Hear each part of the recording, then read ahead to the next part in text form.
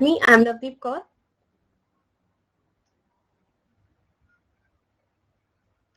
Hello. So, good afternoon to everyone. So, friends,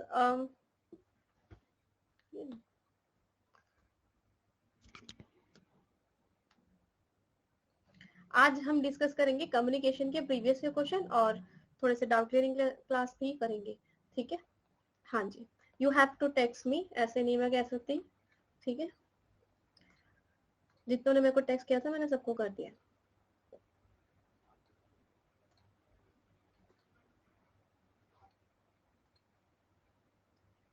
communication या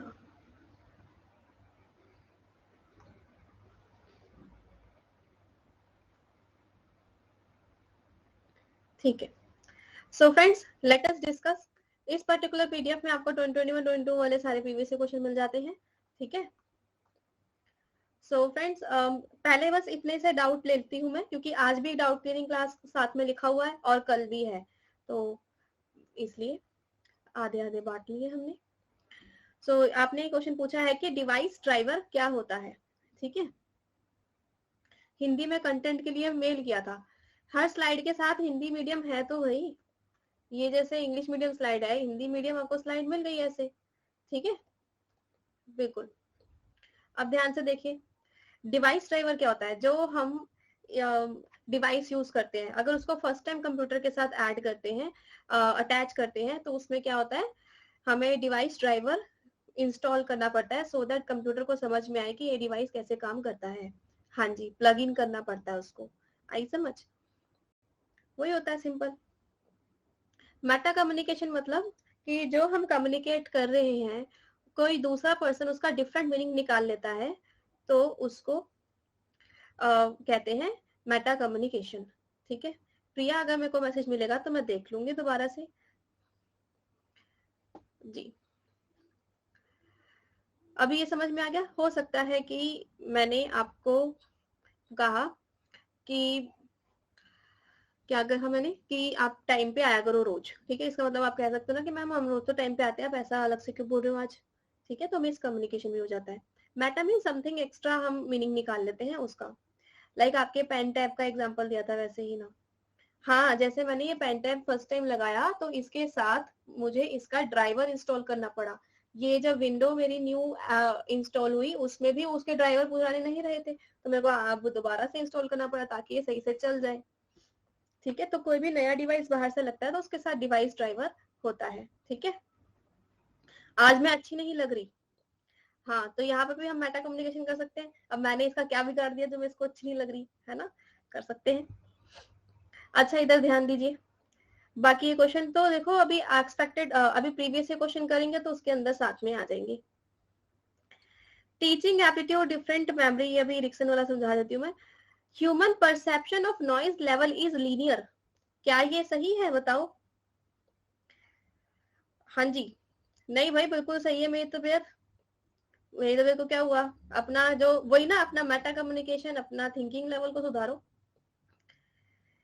क्या हम जो ह्यूमन परसेप्शन ऑफ नॉइज, हमारी क्लास में नॉइज आई आज सुबह है ना, या कभी भी नॉइज आती है या टेक्निकल इश्यू होता है, तो हम उसको एक ही तरफा से देखते हैं क्या. नहीं, हमारी जो परसेप्शन होती है उसकी अलग अलग होती है. डिफरेंट तरीके से हमारी परसेप्शन होती है, इसलिए यहाँ पर ये फॉल्स हो जाएगा. ठीक है. ऐसा. अरे तुम लोग को क्या हो गया, पता नहीं कौन कौन से दुनिया भर के डाउट भरे यहाँ पर. क्या नहीं समझ आ रहा दीपा. और ये जो इंडियन लॉजिक वाला पार्ट है जी, logical reasoning next unit start हो रही है. कब स्टार्ट हो रही है आपको पता है. हाँ, कल स्टार्ट हो रही है. न्यायिका ने असरटेन किया universal conformity between X and Y. तो मैं दिखा देती हूँ आपको. ये जैसे कि इरेक्सन ने बताया था, ये तो मार्किया का मैं ले आई. वैसे आप क्लास देखना, उसके अंदर नोट्स में इरिक्सन का भी पूरा दिया हुआ है, और डिफरेंट जो न्यू फिलोसोफर की न्यू थ्योरीज आई है ना, मैंने फर्स्ट सेकंड मतलब स्टार्टिंग की क्लासेस में ही टीचिंग एप्टीट्यूड में कराई है. ठीक है. हाँ जी. थैंक यू पेपर 2 के लिए गाइड करने के लिए. गुड. शिवानी मैम आ गई. ओहो, इसको तो क्लास ही नहीं दिख रही.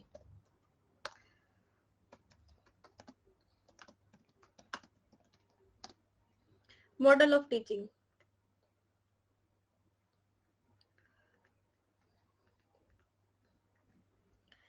और नॉइज पोल्यूशन वाला क्वेश्चन मैं दिखा देती हूँ. Noise pollution has adverse impact on hearing ability as well as psychological well-being of the person. जो नॉइस पोल्यूशन होता है, मैं यहाँ पे बाहर के ग्रुप की चर्चा नहीं कर सकती क्योंकि अलाउड नहीं होता अनअकैडमी पे. समझ में आ गई आपको? लर्नर आपस में बोल सकते हैं, मैं नहीं बोलती. जिसको अच्छा लग रहा है अच्छा रख के बैठे, बुरा लग रहा है बुरा रख ले. ठीक है, 100 बार बोल दिया मैंने, इसलिए I avoid to speak about it. Human perception of noise level क्या लीनियर होता है? नॉइज पोल्यूशन का बुरा प्रभाव पड़ता है.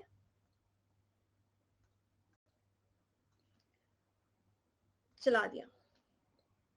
Learner can discuss among themselves but I can not say, क्योंकि ये सेशन होता है हमारा मॉनिटर.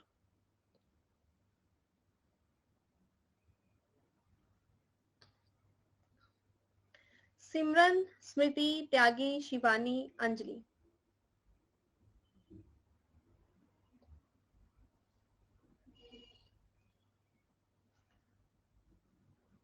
हाँ, अभी जो समझाया था उसी का क्वेश्चन मैं लेके आई हूँ क्योंकि लर्नर ने उसी में से पूछा था. यस. सो फ्रेंड्स, यहाँ पर बिल्कुल नॉइज पोल्यूशन से बुरा प्रभाव पड़ता है, लेकिन हर ये समझ में आ गया आपने क्या कहा? ह्यूमन परसेप्शन, ह्यूमन की जो सोच होती है नॉइज के बारे में, वो लीनियर वाली बात गलत हो जाएगी, क्योंकि लीनियर का मतलब होता है कि एक जैसी या एक तरफा. बट ऐसा नहीं होता. अगर कोई पर्सन ये सोच सकता है कि हमारा लैपटॉप खराब है, हमारा फोन खराब है, या ये हो सकता है कि हाँ मैम की साइड में से नेटवर्क खराब है, ये भी हो सकता है अनअकैडमी का सर्वर डाउन है. तो अलग अलग लोग उससे अलग अलग मीनिंग निकालते हैं. It is not just linear. ठीक है. यस.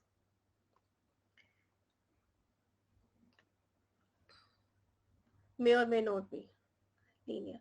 अच्छा, फिर अभी ये न्यायशिका का जो क्वेश्चन आपने पूछा हुआ है कि यूनिवर्सल कॉन्कॉमिटेंस शब्द का मतलब क्या होता है? वैसे तो लॉजिकल रीजनिंग की नेक्स्ट यूनिट आएगी, लेकिन कॉन्कॉमिटेंस का मतलब होता है अविभाजनीय संबंध. ठीक है, जिसको हम चेंज अलग नहीं कर सकते हैं, उसको बोलते हैं. इस यूनिट में जैसे 2004 से 20 वो देते हैं. प्रियंका, अभी मैंने ये वाली दे दी, अभी 2000 वाली भी चाहिए तो वो मैं इसी के साथ डाल देती हूँ लास्ट में पीडीएफ में. इसका जरा पोल दे दूं. ध्यान से पढ़ा आपने? मैं यहाँ पढ़ के समझाऊं. ठीक है, मैं पढ़ के समझाती हूँ. We can determine the relation only if, हम तभी उसका रिलेशन निकाल सकते हैं जब असेंशियल आइडेंटिटी हो, जबरदस्ती कोई आइडेंटिटी हो एक्स और वाई के बीच में. एक्स और Y can be any variable. ठीक है, ऐसा. हाँ, लोग आप Navdeep NTA concept book, question bank, जो भी सर्च करना हो कर लो. यूट्यूब पे भी हर वीडियो के लिए सबसे पहला लिंक होता है. ठीक है, तो वहां से ले सकते हैं वो लिंक ट्री वाला link. By perceiving that in all cases presence of x is accompanied by presence of y. हम सभी केसेस को अगर हम समझेंगे तो उसमें अगर x है तो उसका मतलब उसके साथ y भी होगा. क्या इसका मतलब है कॉन्कॉमिटेंस? कॉन्कॉमिटेंस का मीनिंग मैंने समझा दिया, अविभाजनीय संबंध. Then we can determine relation only if determine the relation cause and effect. हम तभी रिलेशन निकाल सकते हैं जब हमें कॉज एंड इफेक्ट पता होगा. By not perceiving any instance where presence of y और vice versa, जहां पे y हो वहां पर कोई इंस्टेंस या एग्जांपल नहीं मिल रहा, उसको हम देख के निकालते हैं. अनुआ प्लस क्लास में हो तो हर यूनिट की लास्ट क्लास में आपको प्रीवियस क्वेश्चन मिल गए. आज भी जैसे मैंने कम्युनिकेशन के दे दिए ना, ये दिखाई दे रहा है आपको, ऐसे करके मिल जाते हैं. ठीक है, नहीं तो ओनली अपडेटेड पार्ट का अगर आपको ई बुक लेना है तो वो रोज ही लर्निंग से ले सकते हैं आंसर. अबे यार, तुम आगे पीछे मत भगाया करो. एक नंबर आगे निकल गया वो. अब क्या बोल दूं मैं?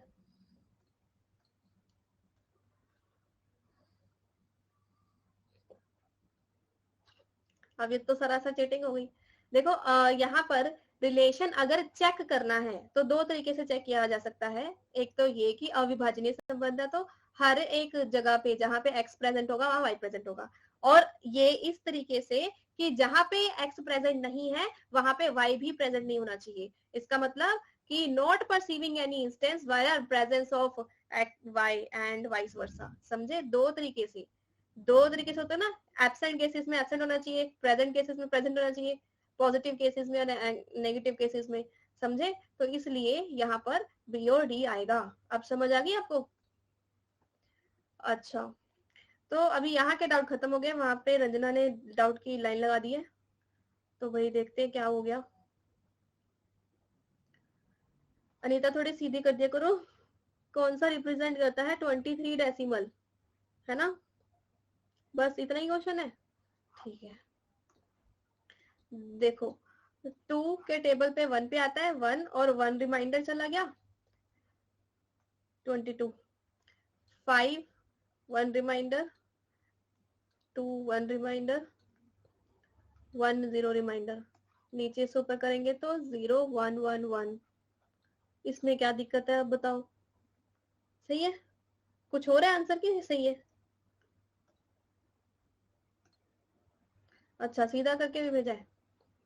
नहीं, दूसरा क्वेश्चन भेजा है। -19, तो देखो भाई, पहले हम 19 को सॉल्व, मतलब आप लोग सॉल्व करोगे, फिर मेरे को आंसर खुद तो निकालना ही पड़ेगा ना। 19 को सॉल्व करेंगे तो 9 पे आता है 18, 2 के टेबल में 1 रिमाइंडर चला गया। 9 आता है 4 के टेबल में, 8 आता है लेकिन 1 रिमाइंडर चला गया ऊपर। अब 0 रिमाइंडर 0। लेकिन अभी ऐसे करके अगर हम सॉल्व करेंगे,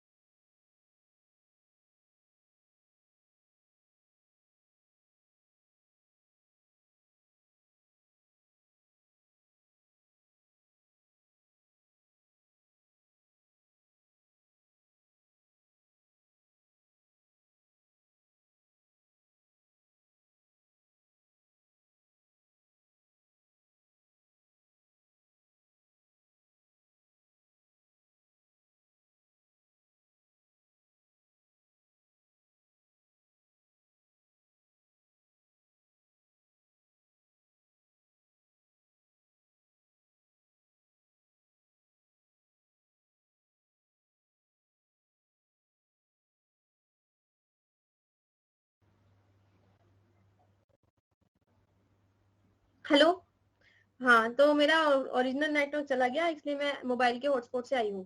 ठीक है, अब सुनो। हाँ, ये दोबारा करना पड़ेगा। ये ना आईसीटी की क्लास देखो, वहां से क्लियर होगा, समझे? अब मैं पूरा कंसेप्ट थोड़ी यहाँ पे बता सकती हूँ, मैं तो डाउट नहीं कर सकती हूँ। आ गया था आंसर? ठीक है।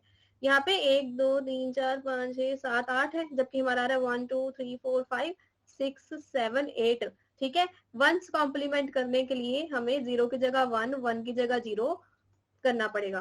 फिर कुछ भी नहीं लिखा तो 2's कॉम्प्लीमेंट निकालना है तो 1 ऐड करना पड़ेगा। 1 1 1 0 1 1 0 1 इज द आंसर। ठीक है जी। अब जो बच्चे पूछे थे डाउट कैसे पूछने हैं, है ना, मैं आपको बता देती हूँ। अनअकैडमी की लर्निंग ऐप में नवदीप को सर्च करते हैं, मेरी प्रोफाइल में आते हैं, और जिस कोर्स में डाउट पूछने होते हैं, जो ऑनगोइंग चल रहा होता है ना, जैसे अभी ये कम्युनिकेशन का चल रहा था, तो इसमें इस कोर्स के अंदर आते हैं, फिर एनरोल करते हैं, पहले अपडेट पे क्लिक करते हैं, फिर वहां पे कमेंट कर देते हैं टॉप पोस्ट के नीचे। ठीक है, ऐसे। तो इसका आंसर ये बन जाएगा, जो भी है, B is the correct answer. अब मैं 1 2 डाउट और लूंगी। रंजना, तुमने इतनी बड़ी लाइन क्यों लगा दी, समझ नहीं आ रही। या एक ही क्वेश्चन है सारे?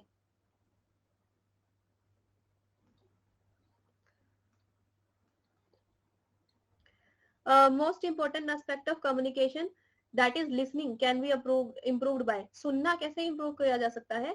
Making the attention fully paid, मतलब पैसे वाला पेड नहीं है ये। अरे यार, मीनिंग निकालना सीखा करो। हमें हमें फुल्ली पेड मीन्स हमें पूरी अटेंशन देनी है, ऐसा वाला है ये, समझे? क्लास टाइम पे या कभी भी कर सकते हैं। बल्कि जिस दिन डाउट क्लियरिंग क्लास है ना, जैसे कल हमारी डाउट क्लियरिंग क्लास है, तो आज रात को 12 बजे तक, उससे एक दिन पहले, जो ये रात वाले या सुबह वाले जो भी बोलते हैं, ठीक है, वो वाले 12 बजे से पहले डाउट पूछ लीजिए, ताकि मेरे को नेक्स्ट डे डाउट बनाने का टाइम मिले। मेकिंग मेकिंग द कम्युनिकेटेड, यह दिख नहीं रहा, material novel interesting and wish based. ऊपर क्वेश्चन क्या है? लिसनिंग, सुनाई देने वाला मैसेज कैसे हम अच्छा कर सकते हैं? अगर मैं बोरिंग पढ़ाऊंगी तो आप सुनोगे क्या? नहीं सुन पाओगे ना ढंग से। तो हम जो भी मटेरियल है उसको थोड़ा न्यू, नोवेल मतलब न्यू, इंटरेस्टिंग और आपकी इच्छा अनुसार बनाए। Making voice effective and impressive, in voice effective और सही होनी चाहिए, इम्प्रेसिव होनी चाहिए, तो इस वजह से यहाँ पे सारा आ गया। ठीक है,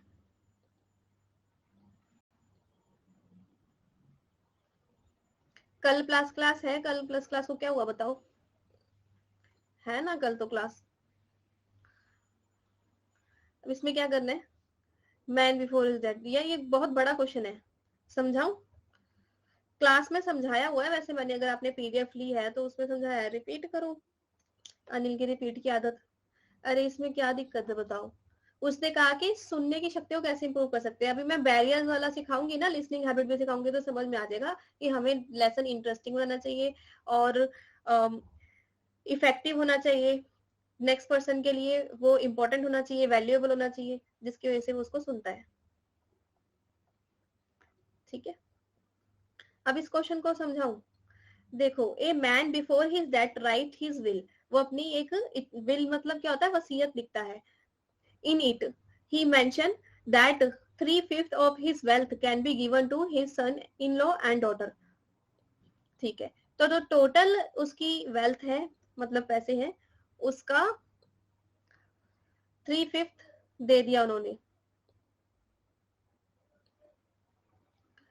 अब उसके बाद क्या कहता है, 3/5 दे दिया उसने 100% का। ठीक है, तो ये एक्चुअली 60% के बराबर हो गया।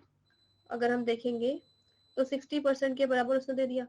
अच्छा, the ratio amount given to daughter and son in law must be 4:1। अब जो ये डॉटर और सन इन लॉ को दिया है, तो डॉटर को इसका 4th हिस्सा दिया है 60 का ही, और 4:1 का मतलब क्या होता है, 4 + 1 5 ना, और जो उसका दामाद होगा उसको एक बाकी का हिस्सा दे दिया। अभी ये पोर्शन कितना बनता है बताओ। ये पोर्शन आपका बन गया जैसे 4/48, तो इसका मतलब दामाद को कितना दे दिया, 12, इसको 48% दे दिया, तो इसको 12% दे दिया। half the amount of his daughter is getting must be donated to NGO। अब जो इनकी बेटी ले रही है, बेटी कितना पोर्शन ले रही है, 48% टोटल, इसका आधा, इसका आधा कितना हो गया, 48% का हाफ, 24%। तो इसके हाफ के बराबर एनजीओ को देना है। ठीक है, ये अच्छा, ये कहाँ लिखा है कि बेटी से लेके देना है, नहीं, ये लिखा है कि बस उसके इक्विवेलेंस ही बता रहा है वो, कि इसके इक्विवेलेंट देना है। 1/4 ऑफ रिमेनिंग अमाउंट। अब पहले बताओ कि बचा कितना, ये हो कितना गया, 60, 60 और 24 कितने होते हैं, 4, 6 और 2 84। 84 तो टोटल अब तक वैसे हो चुके हैं, मतलब परसेंटेज। अब 16% बचा है। अब रिमेनिंग अमाउंट का 1/4 ला जी, इसका 1/4 का मतलब कि 4% टू हिज वाइफ, और अन्याय। रेस्ट अमाउंट बचेगा इतने के बराबर। He want to buried along his grave, wow, अपने कहता मेरी ग्रेव के साथ ही वो जला देना। ठीक है, तो एनजीओ को कितना अमाउंट मिला, तो बेसिकली 4% उसकी वाइफ को मिल रहा है, और जो कि रिमेनिंग है, रिमेनिंग कितना बचा बताओ, यहाँ पे 16 में से 4 गए 12, तो 12 वाला अमाउंट कितना था, इतना जूम कर लिया था हमने, 16800, 16800 इक्विवेलेंट टू 12%। तो व्हाट इज 100%, 100% कैसे आएगी, 16800 डिवाइडेड बाय 12 इंटू 100, है ना। हाँ, तो ये कितना हो जाएगा, गिन पक्का सही है कैलकुलेशन, हाँ वैसा सही है, 14 लाख। ठीक है, अच्छी बात है, 14 लाख, 14 लाख, ये हो गया आपका 1400, नहीं इतना ही है, 1,40,000। अब ये टोटल है। अब क्वेश्चन क्या कह रहा है, एनजीओ को कितना मिलेगा, एनजीओ को इसके 24% मिलेगा ना। क्वेश्चन हमसे ये पूछता है कि what amount NGO is getting, NGO को इसका 24% मिलेगा। हेलो, ये टोटल अमाउंट हो चुका है 100%। अब 114 इंटू 24%, तो ऑप्शन में से देखा जाए, एनजीओ को मिल रहा है सी आंसर। ठीक है, 33600। मतलब बहुत ही पेशेंस चाहिए, ये है इतना बड़ा क्वेश्चन है, आराम से जैसा जैसा बोला करी गई हो गया ऐसा, ठीक है। अब बहुत हो गए डाउट, अब हम पढ़ना चाहते हैं नेक्स्ट क्वेश्चन। हाँ 2004 वाले मैं डाउनलोड कर रही थी, मेरे को, मैं अभी करती हूँ डाउनलोड करके इसमें अपलोड कर दूंगी थोड़ी देर में, तब तक आप क्वेश्चन कीजिए। कम्युनिकेशन का first question, which of following exclusive example of non verbal cues, जो कि पिच रेट वगैरह ही बताते हैं। ऐसे कैसे हो सकता है, आंसर नहीं है, होंगे क्यों नहीं होंगे, तुम देखना नहीं आ रहा तुम्हें, टोल चलाना होगा तो बता दूंगी मैं। अब मैंने बताया, आप बता देना।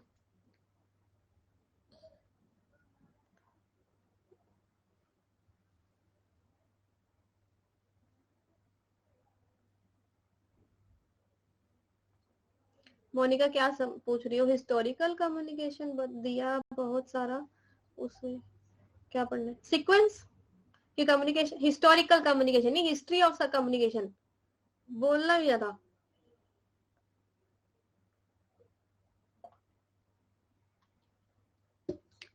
सीक्वेंस ही पढ़ाया था ना मैंने, तो सीक्वेंस ही करोगे और क्या करोगे उसका।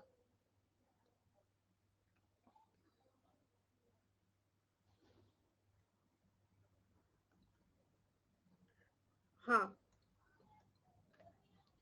सो पैरा लैंग्वेज बोलते हैं ना जी यहाँ पर, pitch rate volume use of pauses, so easy question, इसमें क्या कोई प्रॉब्लम है ही नहीं आपकी, ठीक है। मैं इसी पीडीएफ के अंदर दे देती हूँ, पहले अपलोड कर दूं कम्युनिकेशन की 2020 से 2004 तक के भी है, 1% करके हो रहा है, इतनी बड़ी फाइल है, 9 10 100 तक गिनती गिने क्या। रंजना एक डाउट तो देख लूं, लेकिन तुम्हारे यहाँ पर 100 डाउट रहे हैं, मैं इसमें से कौन सा वाला एक देखूं। मोस्ट इम्पोर्टेंट लिस्निंग बता तो दिया, ये वाला लिस्निंग वाला।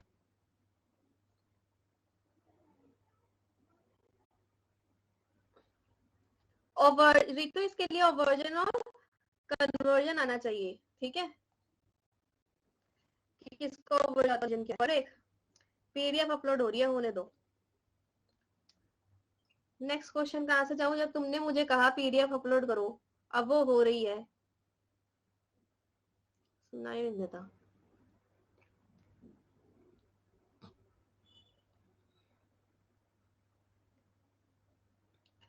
इंद्र किस करूं,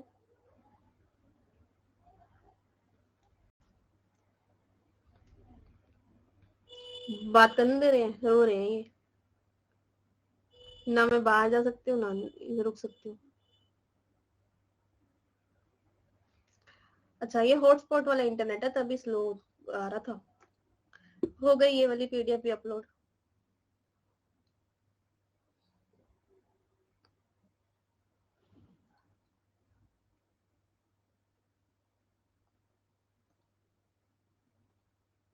नॉर्मल वाला इंटरनेट चेक करती हूँ आया कि नहीं।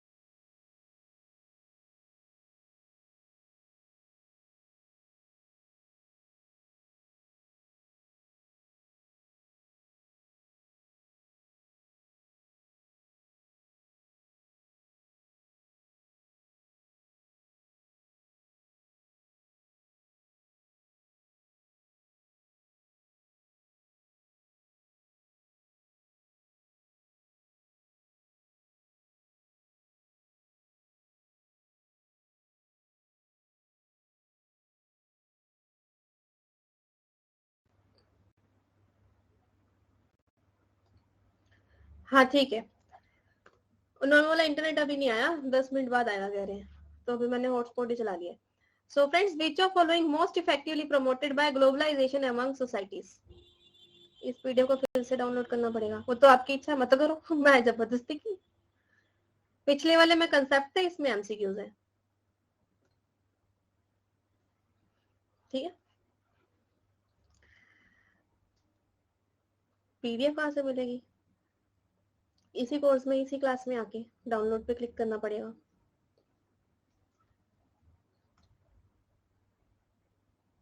कुछ भी जरूरी नहीं होता, सब छोड़ दो, सब मोह माया है। लीजिए,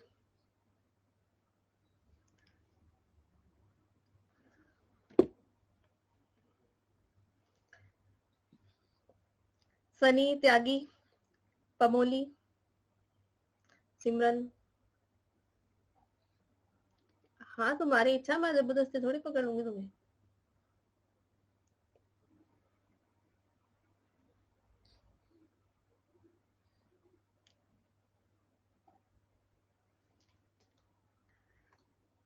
हाँ जी, वेरी गुड टू एवरीवन।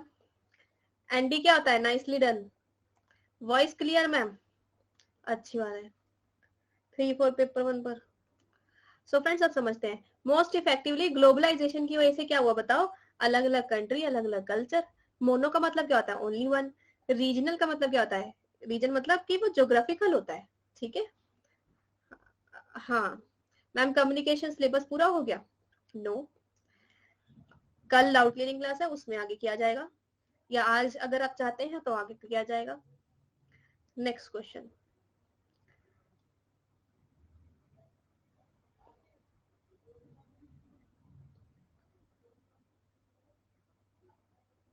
अगला question, identify barrier to communication. Communication से रिलेटेड बैरियर कौन कौन से होते हैं?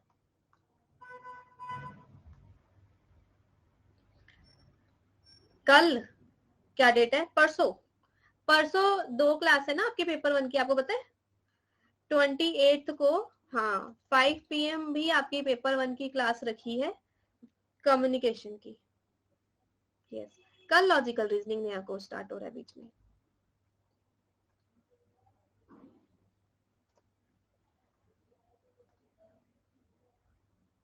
क्यों?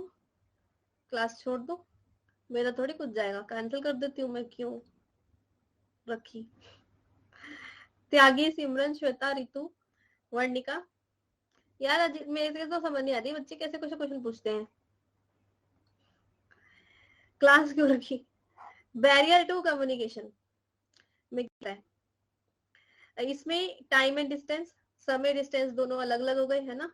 और बाईपास इंस्ट्रक्शन मतलब मैंने जो आपको इंस्ट्रक्शन दी उसको बच्चे बाईपास करके जा रहे हैं, छोड़ मतलब बीच में से स्किप कर जा रहे हैं, तो प्रॉब्लम हो गई। ठीक है। और उसके अलावा ये क्या कहते हैं? Encoding thoughts and idea. Encoding is good. Decoding thoughts and ideas, again decoding आप करते हैं, एनकोडिंग मैं करती हूँ।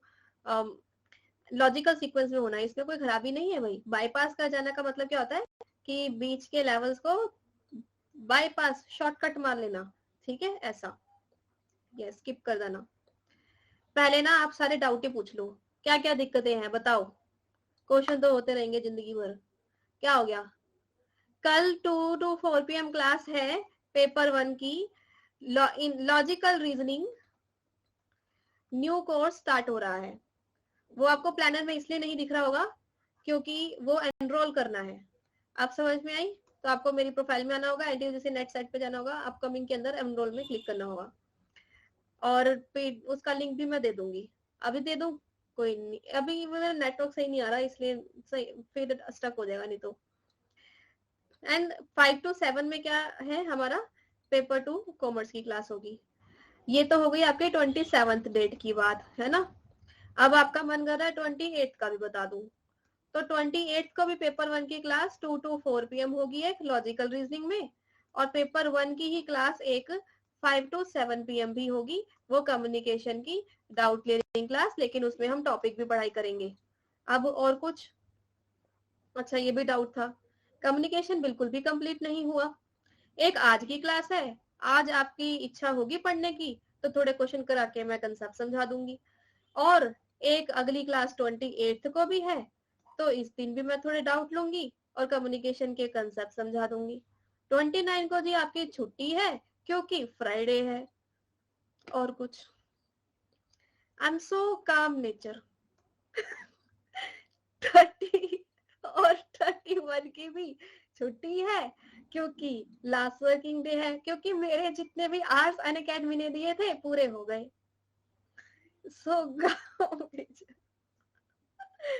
ठीक है,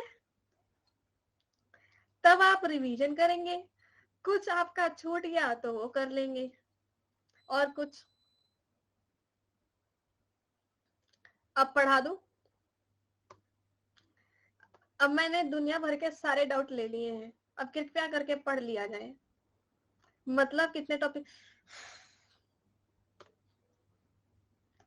पीडीएफ खोल के देखो ना यार, कितने बच्चे कितने नहीं बच्चे।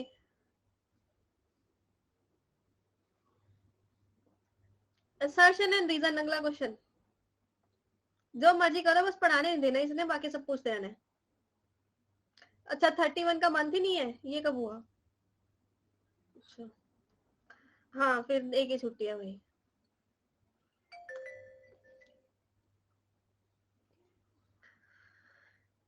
Assertion and reason. Doubt clearing class कल 28 को है भाई। अब हमारा क्वेश्चन भी है हमारी आज की क्लास में, फिर मत कहना प्रीवियस क्वेश्चन नहीं कराया हमने। आज की क्लास में डाउट क्लियरिंग क्लास भी थी, प्रीवियस क्वेश्चंस भी थे। थोड़े से डाउट्स मैं ले आई हूँ, आधे डाउट अगली क्लास के लिए छोड़ दिए हैं।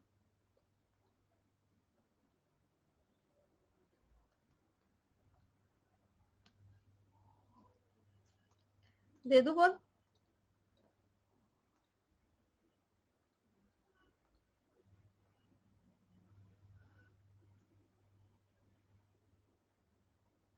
अब क्या कर रही हूँ मैं, भागना डाल रही हूँ, अच्छा लग रहा है।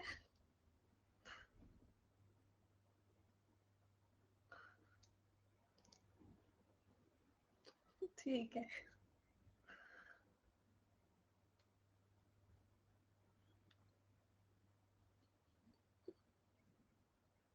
कर तो रही हूँ कंटिन्यू, और क्या कर रही हूँ। Tyagi, Simran, Ritu, Shivani, Sonam and all. In context of communication.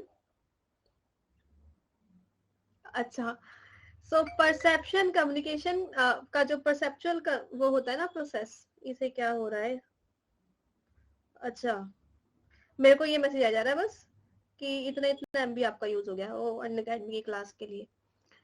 So in context of communication, perpetual process creates semantic noise, also called word noise. क्योंकि शब्द नहीं समझ में आते आपके, सिमेंटिक का मतलब मीनिंग अलग निकाल लेते हैं, वर्ड तो नॉर्मल होते हैं।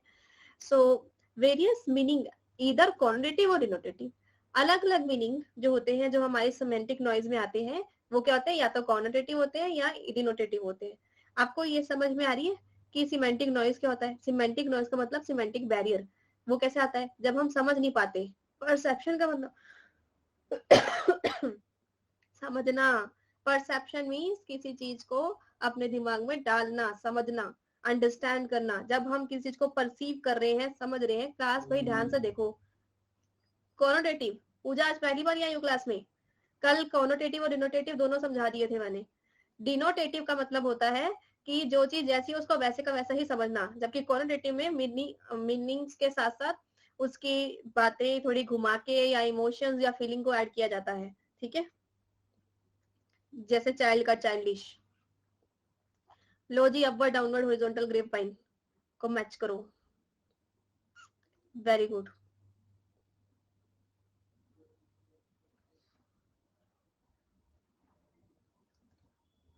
आगे एग्जांपल्स दिए हैं, उनके साथ मैच करना है। ठीक है, गुड पूजा।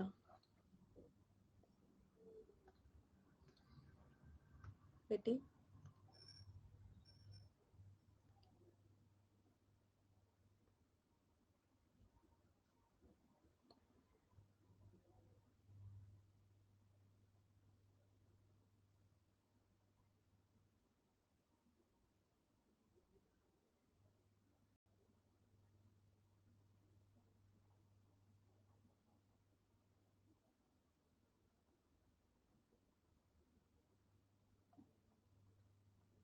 चला दिया जी।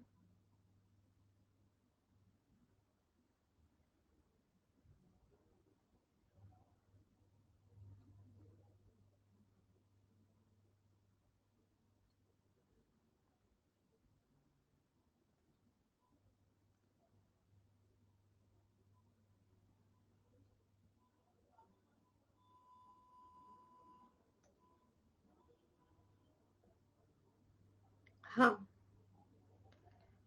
Good to everyone. Grapevine अंगूर की शाखाओं की तरह कोई भी किसी से भी डिस्कशन कर सकता है। Gross primary to meet organization members need for communication, हमारी जरूरतें होती है, इस वजह से हम लोग कम्युनिकेट करते हैं उसमें। और ये जो है डाउनवर्ड, डाउनवर्ड में क्या हुआ, मोस्ट कॉमन कम्युनिकेशन सिस्टम एक ऑर्गेनाइजेशन में, क्योंकि ज्यादातर एम्प्लॉइज ऊपर से सुन ही रहे होते हैं।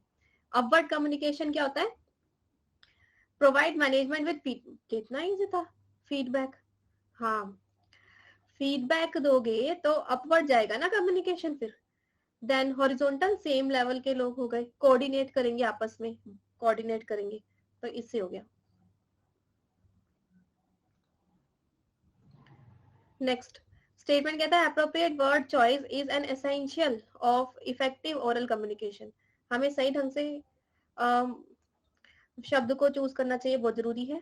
Facial expression posture fall under visual communication, मतलब ये फेशियल एक्सप्रेशन और पोस्चर विजुअल कम्युनिकेशन में आते हैं। फॉल मतलब गिरना नहीं है, यहाँ पर समझा करो सेंटेंस को कि वो उसमें आते हैं, हिंदी भी लिखी हुई है।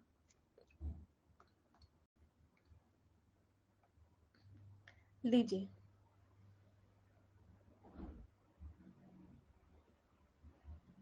भास्कर, सिमरन, श्रेया, अनिल, मंजीत,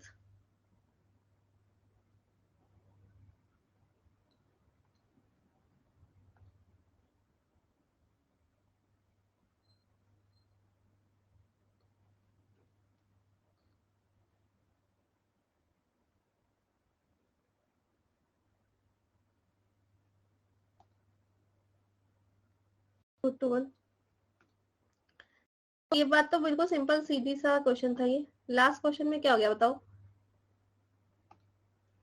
डाउनवर्ड कम्युनिकेशन ज्यादातर ऑर्गेनाइजेशन में किया जाता है, कैसे, क्योंकि ज्यादातर बॉस या हायर अथॉरिटी अपने लोअर अथॉरिटी को कुछ ना कुछ कह रहे होते हैं, ठीक है। मोस्ट अप्रोप्रिएट ढूंढना है आपने। अपवर्ड में क्या हुआ, फीडबैक दोगे तो अपवर्ड ही आएगा ना। एंड उसके बाद हॉरिजॉन्टल में क्या होगा कि कोऑर्डिनेट करना आपस में। ग्रेप वाइन में क्या होता है कि कोई भी किसी के साथ भी कम्युनिकेट कर सकता है, क्योंकि जैसे किसी को जरूरत महसूस हुई, ठीक है, एज पर द नीड, जैसे जैसे नीड अराइज होती है वैसे वैसे ऑर्गेनाइजेशन में इनफॉर्मल या फिर ग्रेप वाइन कम्युनिकेशन ग्रो करने लगता है, समझे। हाँ, जैसे ट्रेन में भी किसी को कुछ चाहिए, किसी को कुछ चाहिए, आपस में बातें शुरू हो जाती है, informal. Next, least contributor to noise, मतलब किससे नॉइज में सबसे कम कंट्रीब्यूशन हो रहा है।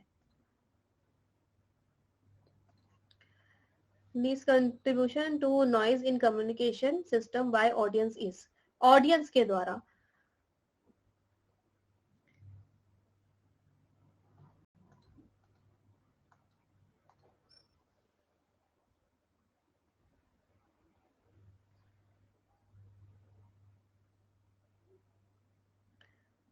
ऑक्यूलेसिक्स क्या होता है, आंखों से देखते हैं ना हम, उसको कहते हैं ऑक्यूलेसिक्स। ऑल्फैक्टरी लैंग्वेज ऑफ स्मेल होती है।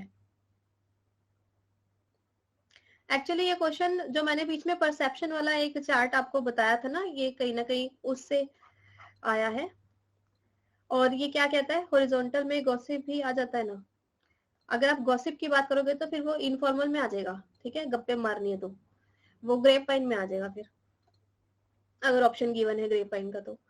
देखो, सिलेक्टिव अटेंशन का मतलब कि अपने हिसाब से जो हमारे मतलब की चीज है हम सिर्फ उसी के ऊपर ध्यान दे रहे हैं। ये उस वाले क्वेश्चन से उस वाले उससे हो गया।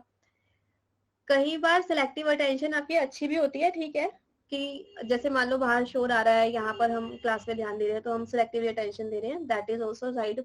लेकिन ये उस वाले पोर्शन से है जो मैंने परसेप्शन हेडिंग के अंदर आपको समझाया था कि लोग जानबूझ के, कोई एडवर्टीजमेंट है तो मैं जो चीज मुझे चाहिए मैं सिर्फ उसी पे ध्यान दे रही हूँ, ठीक है। सिलेक्टिवली अटेंशन करना सिर्फ क्लास में, मेरे मतलब की चीज पे ध्यान देना।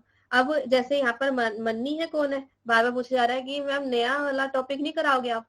अब वो सिलेक्टिवली अटेंशन, जब मैं टॉपिक नया करा रही होंगी तो वो उधर ज्यादा ध्यान दे रहा होगा क्योंकि उसको क्वेश्चन नहीं करने, लेकिन बाकी बच्चे जिनको क्वेश्चन करने हैं वो इधर ध्यान दे रहे होंगे, है ना। तो सिलेक्टिवली अटेंशन यहाँ पर बैरियर आ रहा है ना बीच में।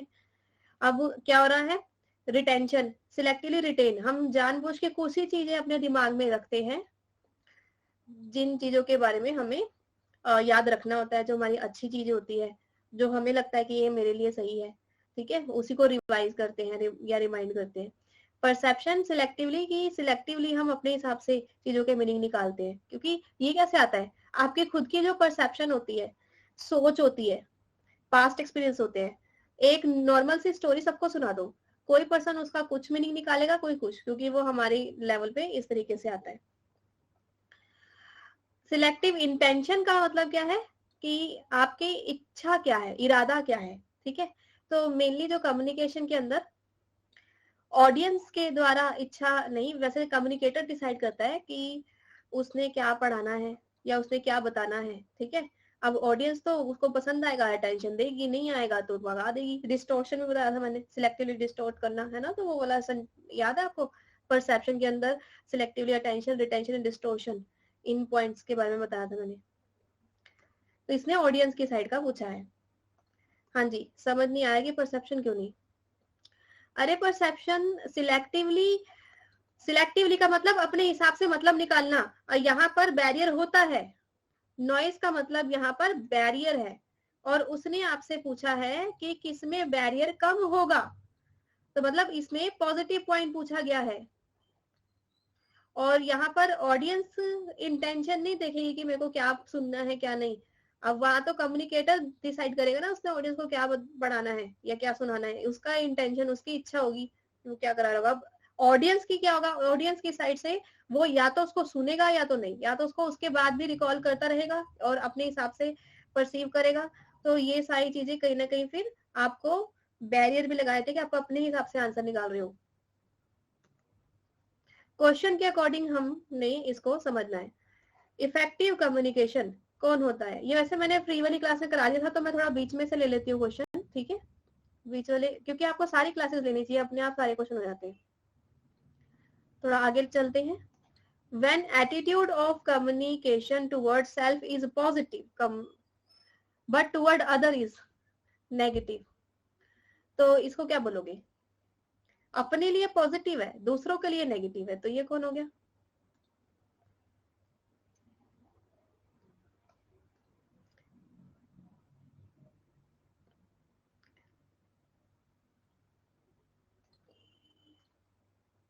चला दिया, इजी क्वेश्चन है, समझ के हो जाएगा। गुड, त्यागी, सिमरन, अनिल, श्रेया, प्रीति।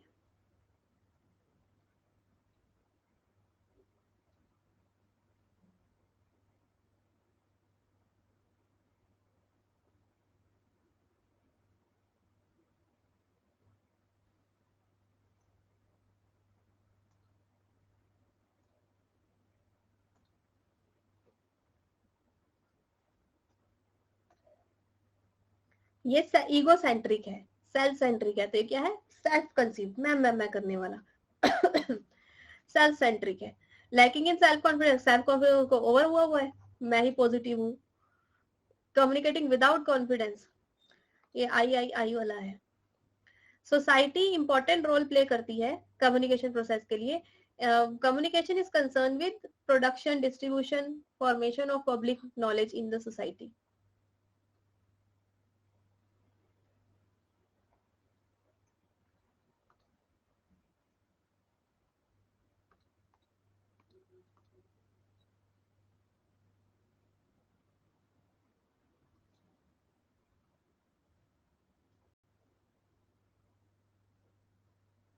गुड, त्यागी, शिवी, अनिल, सिमरन, रानी।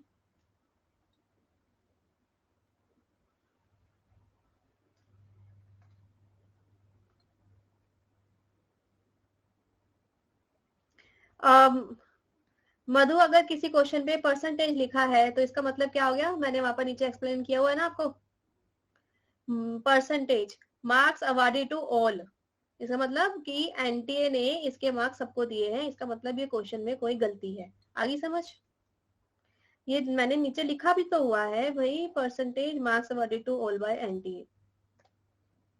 हाँ जी, ये क्वेश्चन तो सिंपल था कि दोनों ही बिल्कुल सही है, इसमें कोई दिक्कत तो नहीं है आपको, सारे क्वेश्चन इजी लगते हैं और पेपर में गलत होते हैं। ये क्यों को छोड़ दो, वहां पर भी इसी मेंटेलिटी से पढ़ो, वहां पे स्ट्रेस लेके मत जाओ। If action desired in message is satisfactory performed और इंफॉर्मेशन इज फेथफुली रिसीव्ड। फिर क्या हो गया? हाँ, लैंग्वेज अच्छे से समझ में आनी चाहिए, फिर आसान हो जाता है।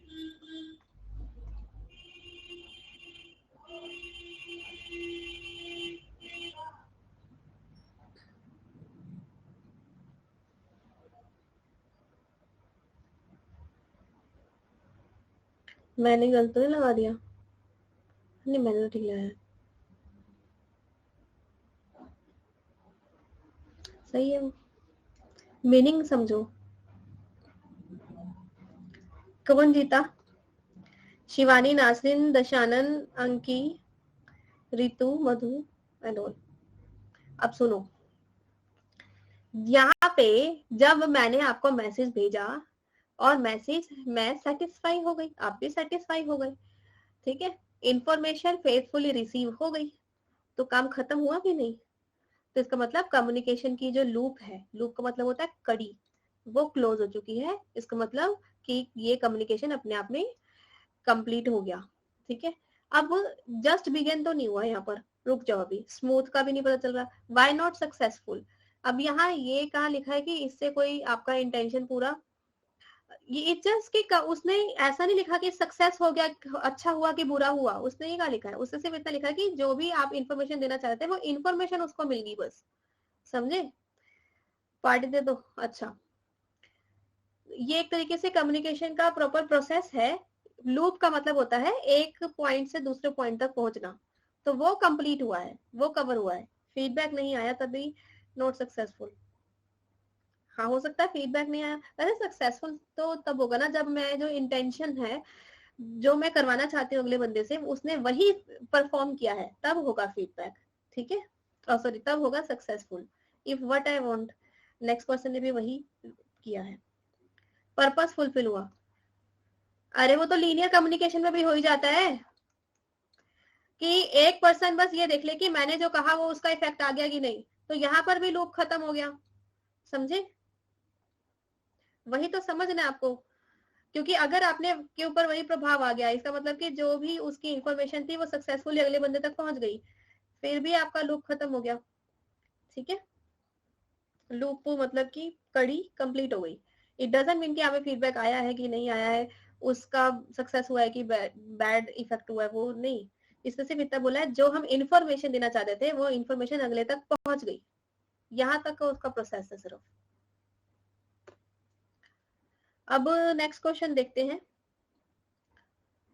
सक्सेसफुल मैं बता तो रही हूँ, जब मैंने यहाँ पर अगर क्लियरली लिखा होगा कि what ever my intention is, that intention is, you know, intention वो वाली अगले पर्सन ने उसको वैसे ही एक्सेप्ट कर लिया है, समझ लिया है। Many voice one world, communication and society, today and tomorrow UNESCO known as MacBride commission is about. अब वैसे नीचे आंसर तो है, पर इतना बड़ा पढ़ने के लिए भी दिमाग चाहिए, तो भैया अब तुम खुद ही देख लो। हिंदी चाहिए तुम्हें? इस आंसर की जगह हिंदी आ जानी चाहिए थी। ये लो, पढ़ लो।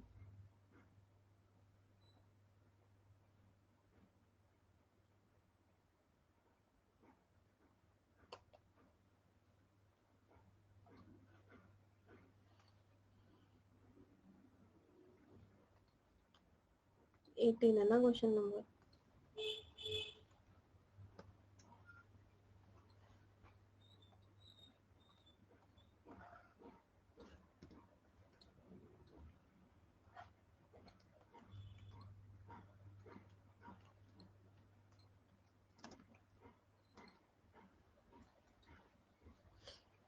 दे दो बॉल।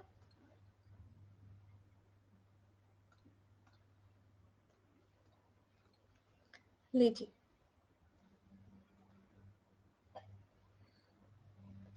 जिसको इतनी देर के बाद भी वेट मांगनी पड़ रही है ना, वो अपने आप को और सुधारे, क्योंकि पेपर में वो इतना ज्यादा बड़ा टाइम नहीं मिलता, ठीक है। फास्ट करो अपने आप को।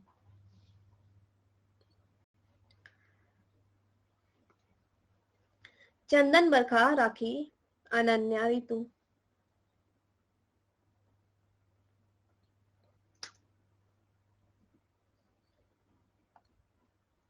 Very good to everyone. So friends, क्या कहता है कि ये जो था ना मैकब्राइड कमीशन, इन्होंने बोला था यूनेस्को की कि मैनी वॉइसेस वन वर्ल्ड, एक दुनिया है, आवाजें बहुत है, मतलब बहुत लोग बात करते हैं ना आपस में, communication of society today and tomorrow. तो the need of developing countries, many voice one world is also known as MacBride report आई थी, जो 1980 में आई थी, United Nation Education Scientific Cultural Organization which report to international commission for study of communication process. अब जो चीज यहाँ समझा रहे हो सुनो, आज ओनली क्वेश्चन होगा, कंसेप्ट नहीं होगा। Among the problem report identified where concentration of the media, यहाँ पर जो प्रॉब्लम आती है इसमें क्या आइडेंटिफाई किया कि हमें मीडिया की तरफ कंसंट्रेशन करना है, कमर्शियलाइजेशन ऑफ मीडिया, मीडिया को कमर्शियल करना है, अनइक्वल एक्सेस जो इन्फॉर्मेशन को हो रहा है उसको ठीक करना है। Then communication called democratization of the communication, इन्होंने कहा कि कम्युनिकेशन को मतलब डेमोक्रेटाइजेशन का मतलब सबको एक जैसा बेनिफिट मिलना। Strength of media to avoid dependence on external sources, हम किसी अदर के ऊपर अब डिपेंड ना हो जी। तो यहाँ क्या आया फिर, the need of developing countries, developing countries को समझा गया। हाँ जी, हाँ ठीक है, ये ले लो। इंडस्ट्रियल ग्रोथ, अब इंडस्ट्री ग्रोथ के बारे में नहीं बोला गया यहाँ पर, ठीक है। डिस वर्ल्ड, एक मिनट, यहाँ पे कहता है डिस अरेंजमेंट है शायद, एंड वर्ल्ड पीस, तो डिस वाला एक नेगेटिव वर्ड आ गया। Balance information flow, flow balance होना चाहिए, वैसे ना वैसे आप ऐसे भी तो कर सकते थे इसको, नेगेटिव वर्ड को हटा दिया, ठीक है। इंटरनेशनल अंडरस्टैंडिंग, कुछ समझ नहीं आया। आशीष, कोई भी कमीशन नेगेटिव वर्ड क्यों देगी, तो उसको हटा दिया हमने, ठीक है। और क्या हुआ इसके अंदर, इंडस्ट्रियल ग्रोथ की बात नहीं करेगी, यहाँ पर बात करेंगे पूरी सोसाइटी की, फुल सोसाइटी की। ये कॉमन सेंस से भी हो जाता है, जरूरी नहीं है कि इस कमीशन के बारे में पता होना चाहिए था, अगर आपको इस कमीशन के बारे में नहीं भी पता, इवन देन कॉमन सेंस से भी हो सकता है, ठीक है। So next question,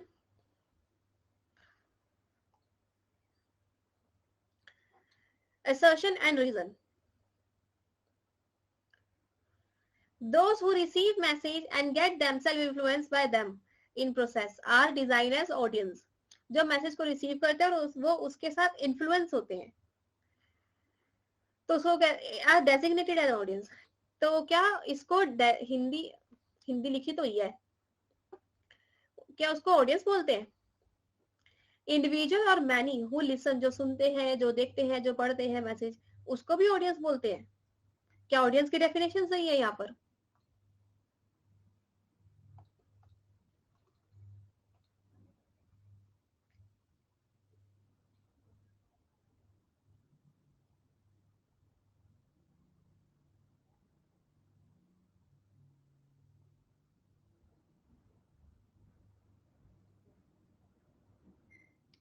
meaning question सही ढंग से पढ़ाओ तो दिक्कत नहीं होती।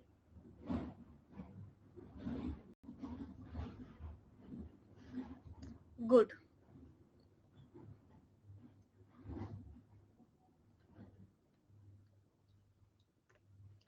सो आगे ना दोनों और करेक्ट एक्सप्लेनेशन है उसकी, ठीक है जी। Man pull loaded truck why is here, ला भाई बालों से खींच रहा है। विच बिकम न्यूज, जो न्यूज बन गई। Unusual thing make news called oddity and generate public interest. तो जब इसको क्या कहते हैं, अमान्य जो समाचार बन जाती है, ठीक है, ये क्या बन जाती है, विषमता कहते हैं, ऑडिटी विषमता कहते हैं, हिंदी लिखी हुई है, जो कि पब्लिक ओपिनियन या जनहित के बारे में बात करती रहती है। तो क्या ये पॉइंट सही है? ऑडिटी नहीं पता आपको? कम हियर, कैसे करते हैं, उसको तोड़ो, ब्रेक करो, क्या निकला, वही है इसका मतलब,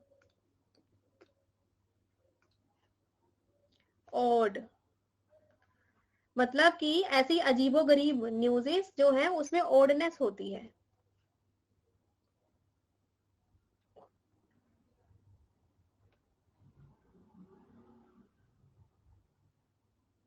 वो तो देते ही है हमेशा ही। कितने लॉन्ग हेयर होंगे? अरे भाई मैं तो ये सोच रही हूँ ये मैन है कि वुमेन है। मैन के इतने लॉन्ग हेयर है, ये ऐसे करके ऐसे कैसे लेके जा रहा है फिर वो।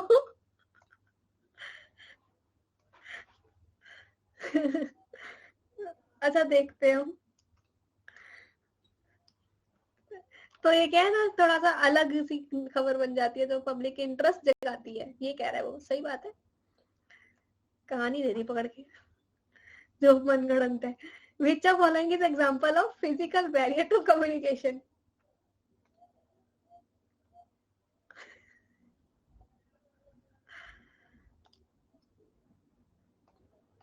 हाँ फिजिकल का कम्युनिकेशन का एग्जांपल फिजिकल बताया था।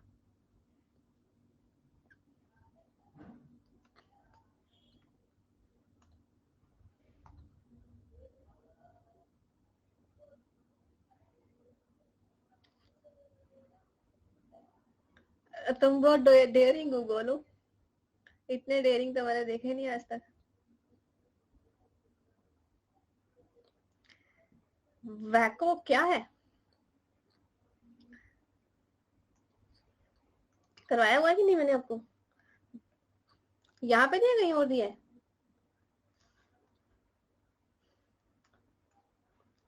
Good to everyone. Visual, auditory, kinetics, olfactory, jest, tongue वाला क्या होता है? हाँ कराया था मैंने, मना कब किया?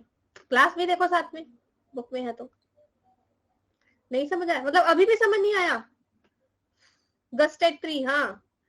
विजुअल देखना, फाइव सेंस जो हमारी, ऑडिटरी सुनना, लिखा भी होगा उसमें।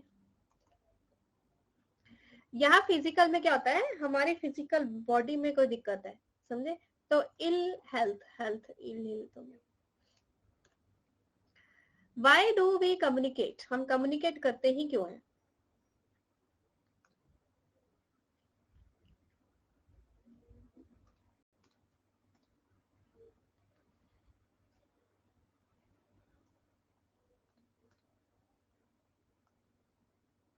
बी के सब किस में आएगा? ये क्या है?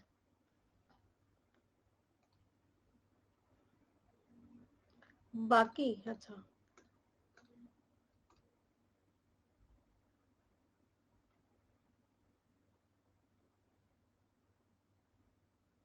देखते हैं।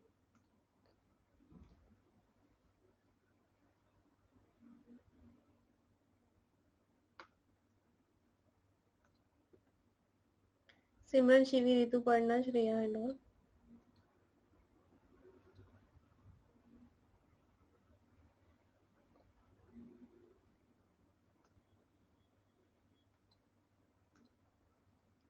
सो friends, why do we communicate?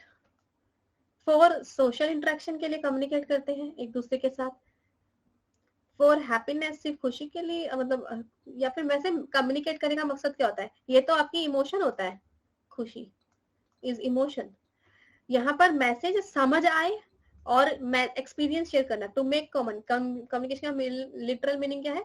To make common, ठीक है। टू प्रोटेक्ट फ्रॉम ट्रेडिशन, अब फिर ट्रेडिशन आ गया।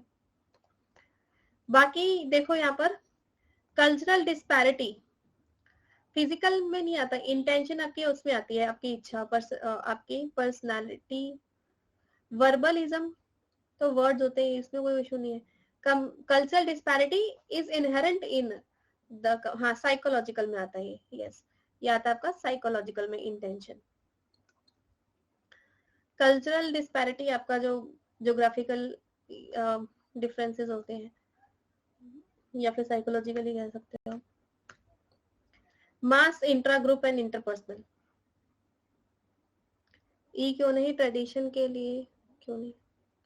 रीति रिवाज आपके कम्युनिकेट कम्युनिकेट क्यों करते हैं? एक पर्सन अपनी बात दूसरों को कहने के लिए, तो उसके ज्यादा ऑथेंटिक बात से, मैसेज से रिलेटेड ए, सी और डी थे, समझे? ट्रेडिशन में आपका कल्चर आ जाता है, कल्चर या इमोशन, भाव है, फीलिंग्स है।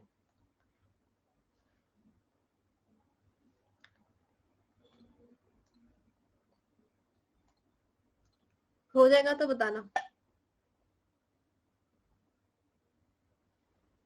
ऐसा क्या हुआ भाई यहाँ पर?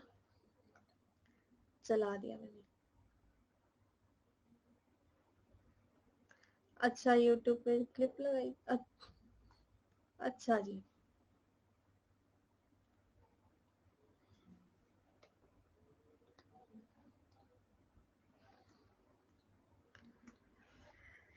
त्यागी, बरखा, नासरीन, स्मृति, मधु।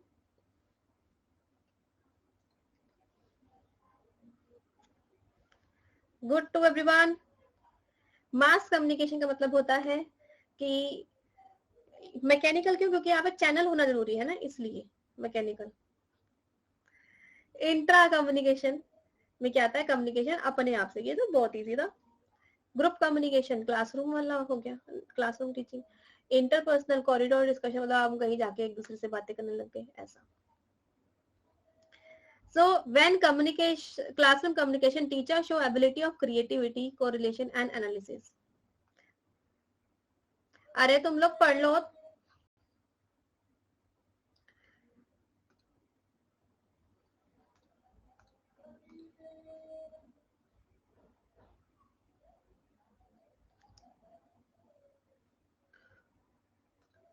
लो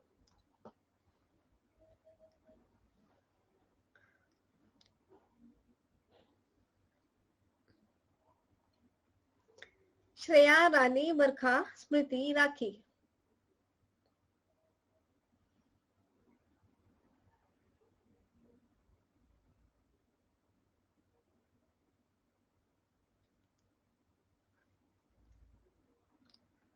गलत हो गया।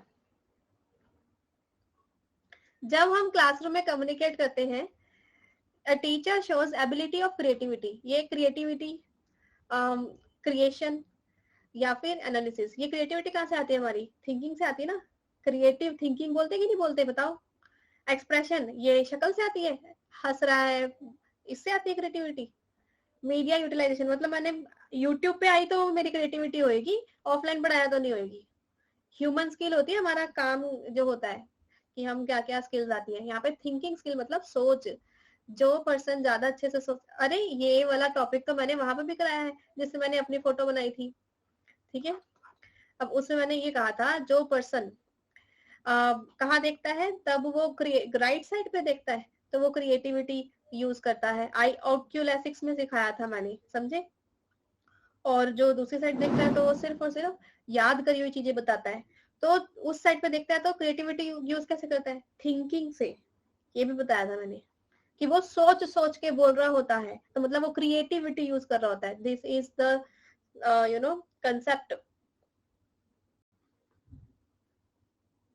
टॉपिक भूल गए, करवा दो।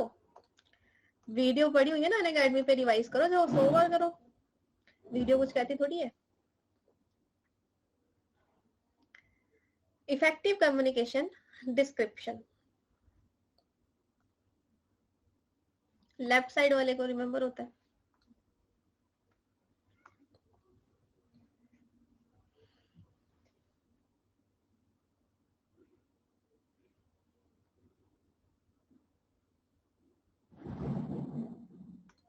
लीजिए।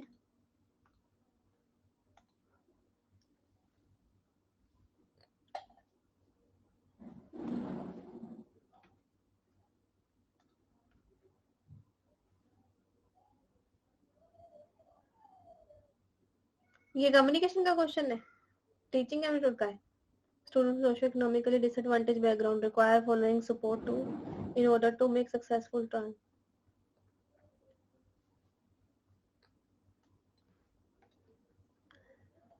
Good to everyone. So friends, common frame of reference मतलब जिस पर्टिकुलर चीज से हम रेफर कर रहे हैं, तो उससे ये चेक करते हैं कि क्या हमारे लिए ये चीज सही है कि नहीं। कॉन्ग्रुएंस मतलब तालमेल होता है verbal and non verbal message का। Message of common interest between encoder and decoder, मतलब किसी भी चीज के बीच में आपस में तालमेल को कहते हैं कॉमन, सिमिलर बैलेंस को कहते हैं कॉन्ग्रुएंसी, ठीक है। कॉमन इंटरेस्ट आपका बैलेंस हो गया ना आपका। Language relevance, use of understandable, ये तो बहुत आसान है, यही आंसर है बस। कंपैटिबिलिटी इन्वायरमेंट, कि communication with people of similar background, तो वहां पर इन्वायरमेंट माहौल हो गया, ठीक है, 1 से बताया था तब। टॉपिक शुरू होगा अब नेक्स्ट क्वेश्चन देखते हैं। स्टीफन पी रॉबिन मैंने करा दिया था ना आपको, अब उसमें से ये चेक करना है कि उन्होंने कौन कौन से दिए थे वैसे सिर्फ। ठीक है, अरे कौन, अच्छा सीक्वेंस करना है, सीक्वेंस करना पड़ेगा इसका फिर तो, वैसे करा तो दिया था मैंने।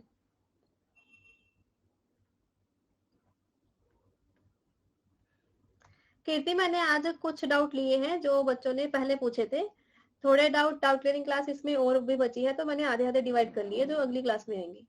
ठीक है, आज मैंने 7 डाउट्स लिए हैं। नीचे आंसर भी है, ओपन बुक एग्जामिनेशन, तब भी सिर्फ 43% आंसर देते हैं। This is very good. इससे अच्छा कोई क्वेश्चन होगा जिसमें ओपन बुक ना हो।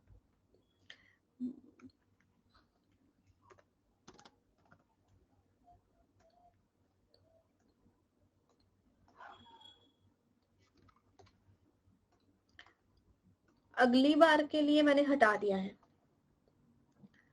ठीक है, nice. So friends, Stephen P Robin ने जो दिया था उसमें बोला था कि filtering, selective perception and all, ये वैसे हमने कल कर भी लिया था प्लस क्लास में। ठीक है, तो आप एक बार इस सीक्वेंस को देख लीजिएगा कि क्या है, सीक्वेंस ही करना पड़ेगा इसका। एक क्वेश्चन और लेते हैं, कंसेप्ट करवा दो। हाँ करवाती हूँ अभी मैं, जब 1 घंटा 15 मिनट हो जाएंगे ना तो बाकी के 45 मिनट कंसेप्ट करेंगे, तब तक थोड़े क्वेश्चन करें।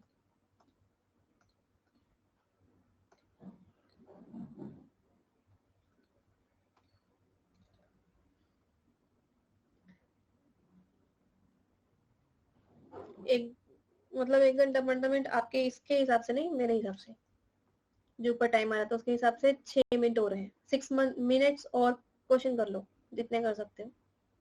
लीजिए, मैं द फॉलोइंग एक्सप्लेन करना।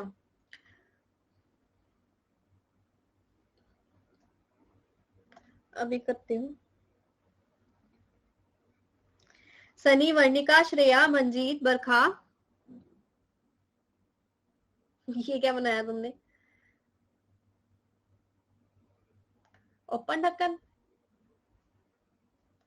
One perception, belief are basis of generalization in the communication. हमारी जो सोच है ये क्या बताती, यूनिकॉर्न, हमारी परसेप्शन, समझने का तरीका और बिलीफ सिस्टम की वजह से क्या हो जाता है, कम्युनिकेशन को जनरलाइज किया जाता है, हर जगह ऐसे ही होगा, ऐसे ही होगा। Generalization of environment develop through experiences, experience से ये एनवायरमेंट डेवलप होता है। कैसे होता है, आपको समझ में आया ये पॉइंट? हम जो सोचते हैं उसकी वजह से हम हर चीज में वही सब देखने लग जाते हैं। इसका मतलब क्या, हम जनरलाइजेशन करने लग जाते हैं अपनी सोच के बेसिस पे, और ऐसा जनरलाइजेशन करना एक्चुअली एक्सपीरियंस से आता है। ठीक है, वो ये कह रहा है, ये रिसर्च एप्टीट्यूड वाला जनरलाइजेशन नहीं है। ये था कि कॉन्ग्रुएंसी का मतलब क्या होता है, कॉमन इंटरेस्ट। कॉन्ग्रुएंसी का वैसे मीनिंग होता है कि चीजों में सिमिलैरिटी होना, जैसे कि जो नॉन वर्बल कम्युनिकेशन है वही वर्बल कम्युनिकेशन सेम मीनिंग कह रहा हो। अब यहाँ पे उसने similarity, common interest encoder decoder में बता दिया। लैंग्वेज का लैंग्वेज से आ गया था। कंपैटिबल इन्वायरमेंट कब होगा, जब जिस माहौल में लोग सिमिलर इन्वायरमेंट के होंगे तो वहां पर बहुत इजीली काम हो जाएगा। कॉमन फ्रेम ऑफ रेफरेंस, किस किस बेसिस पे हम रेफर कर रहे हैं, कि क्या अगर मान लीजिए मैंने जो टॉपिक पढ़ाना है और आपने जो टॉपिक पढ़ना है, इनमें हमारा रेफरेंस का कॉमन फ्रेम कब होगा, तब होगा जब रिसीवर एंड सेंडर के बीच में कंपैटिबिलिटी होगी। ठीक है, कि वो उनकी बनती होगी, कंपैटिबिलिटी होगी, सिमिलरली वो एक ही टॉपिक की तरफ इशारा करते होंगे। जी, वन परसेप्शन, यहाँ ना एक्चुअली क्वेश्चन को कंटेंट बेसिस पे घुमाया गया है। वैसे आप जो परसेप्शन है उसको जनरलाइज नहीं कर सकते अगर आप इसकी मीनिंग रिसर्च एप्टीट्यूड के अकॉर्डिंग निकाल रहे हैं। तो जनरलाइजेशन का मतलब वहां होता है कि 100% श्योरिटी होना, हर किसी का सेम रिजल्ट आना। इधर क्वेश्चन का सेंटेंस रीड करेंगे तो वो अलग कुछ कह रहा है। वो कह रहा है कि किसी पर्सन की जो सोच होती है, परसेप्शन होती है और बिलीव होता है, वो उसका बेस बन जाता है। इट मीन्स आधार बन जाता है कि वो आगे जाकर जनरलाइजेशन करने लग जाए कम्युनिकेशन का। इस सेंटेंस को पढ़ो, वो उसके हिसाब से सही है। अब ये जो जनरलाइजेशन ऑफ इन्वायरमेंट, इन्वायरमेंट के बारे में हम कुछ जनरलाइज कर रहे हैं, देन डेवलप थ्रू एक्सपीरियंस, वो कैसे डेवलप होता है एक्सपीरियंस के अकॉर्डिंग, जैसे मान लीजिए हमने देखा कि कार्बन डाइऑक्साइड इमिशन बहुत बढ़ता जा रहा है, टाइम टू टाइम ट्रेंड हो रहा है इंक्रीज, तो इट मीन्स वो हमने इतना एक्सपीरियंस किया, उसके बेसिस पे हम आगे भी बता सकते हैं कि कुछ इतना हमारा कार्बन डाइऑक्साइड इमिशन और इंक्रीज हो सकता है। ठीक है, तो वो अपनी सोच को कह रहा है कि हम अपनी सोच के हिसाब से उसको हर जगह लगाने लग जाते हैं। So this question is as per this sentence assertion based। हाँ, it is nothing but basis, आधार बनता है। यस, वो कहता है आधार, बेस बनता है। और क्वेश्चन कराऊं? हाँ, कराती हूँ। नाउ थिंकिंग हैट को मैच कर लो फिर।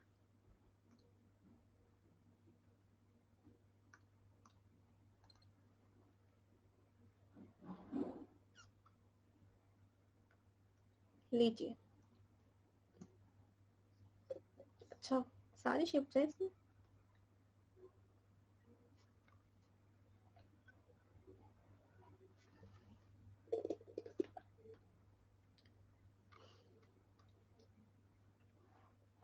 Very good.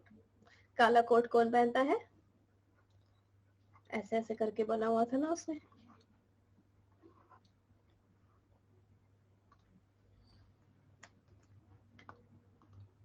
नाइस, उससे हो गया था।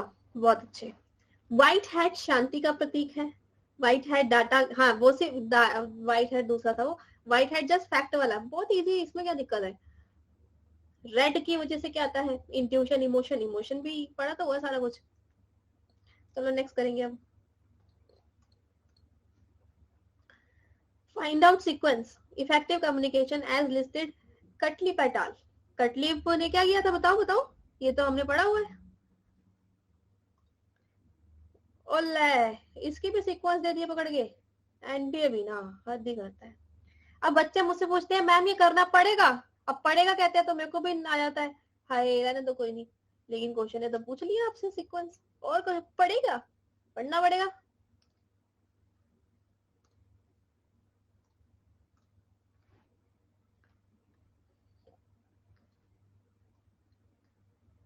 ऑप्शन नहीं दिख रहे?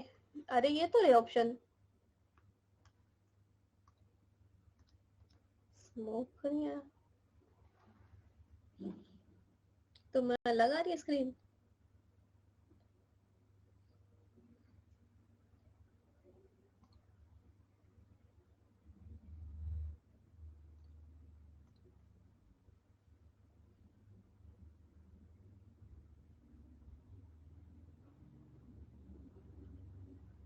अब देखते हैं कौन सही निकालेगा आंसर। त्यागी, सिमरन, दशानंद, नासरीन, शिवानी।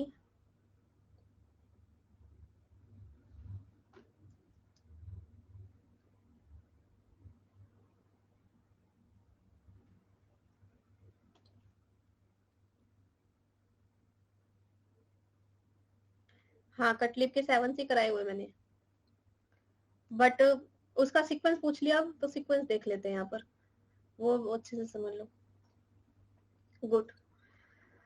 तो फ्रेंड्स सीक्वेंस ऐसा है कि ऐसा माहौल बनेगा, क्लाइमेट ऑफ बिलीव, क्या कहता है, sequence of element effective communication listed by this, कि हमारा एक माहौल बनेगा, उसके हिसाब से हम ये डिसाइड करेंगे हमने किस पर्टिकुलर मुद्दे पे बात करनी है। वहां पे कॉन्टेक्स्ट, कॉन्टेक्स्ट के बाद हम लोग ये देखेंगे कि अब किस बेसिस पे क्या क्या रिवार्ड्स मिलेंगे। And then message clarity, clear होना चाहिए मैसेज, और हर बार मैसेज का सेम मीनिंग ही आना चाहिए, एवरी टाइम उसका जो मीनिंग है वो सेम सेम सेम सेम आना चाहिए।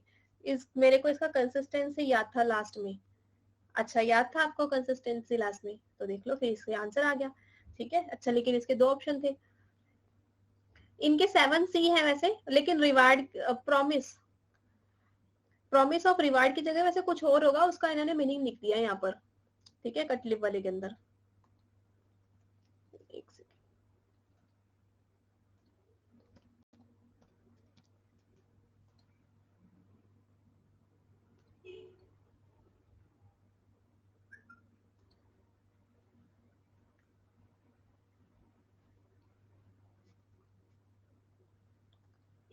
ठीक है, तो वो उसमें से आ गया होगा। चलो अभी हम चलते हैं आगे। Modern mass communication has characteristics of being. बाकी इसका सीक्वेंस में दोबारा देख, इसका जो कंसेप्ट है उसको दोबारा कल भी ले आएंगे, मार्क कर लेती हूँ। अच्छा ज्यादा टाइम हो गया, अब एक ये क्वेश्चन कर लो फिर हम कंसेप्ट पढ़ेंगे, ठीक है। So modern mass communication has characteristics of following. आज की डेट में अब मास कम्युनिकेशन कैसा हो गया है?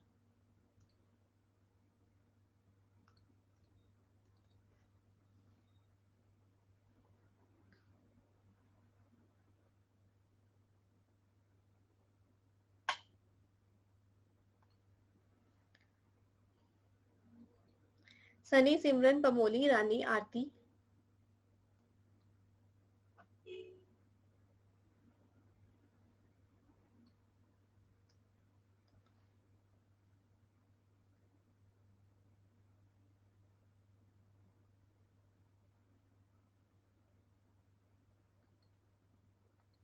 Very good.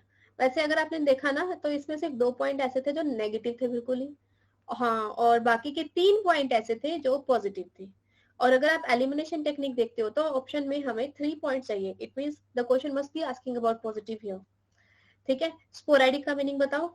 इसका मतलब होता है कि फेक, बेकार, तुच्छ चीजें भी बोल देते हैं, छुटपुट मतलब तुच्छ चीजें, वो होता है sporadic.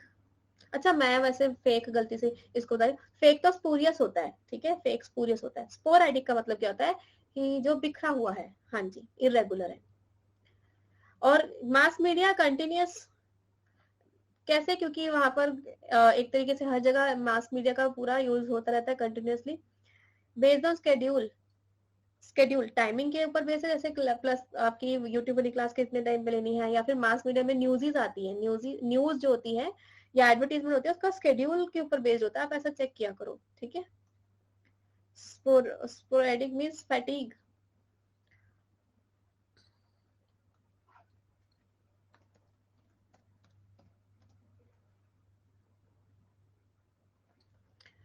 No, sporadic means irregular, ठीक है। अलग अलग बिखरा हुआ, ओकेजनल, कभी कभी, ठीक है जी। And then not much dependency on the technology, बल्कि जो ये एलिमिनेशन से नहीं हो जाएगा, क्योंकि मास मीडिया होता ही टेक्नोलॉजी के ऊपर बेस्ड है। आप ऐसे कैसे कह सकते हो टेक्नोलॉजी के ऊपर बेस्ड नहीं होगा? Dependence on the use of media, media के ऊपर हम डिपेंड हाँ होते हैं। 4 आर, यार मैं आगे आया तो गलती से, चलो ये वैसे वो मैं करा चुकी हूँ, है ना। अब आगे वैसे मैंने उसमें कराया हुआ है फ्री वाली क्लास में। रिप्रामाइंड का मतलब होता है टू टेल समबडी ऑफिशियली कि वो सही नहीं कर रहा, गलत कर रहा है। तो यहाँ पर ये वाली बात सही नहीं होती है, बाकी सही है। 10 PM वाली क्लास में हो गया था। अब हम करेंगे अपना कंसेप्ट, सो दैट जल्दी से कंसेप्ट खत्म हो और फिर टाइम बचेगा तो अच्छी बात है।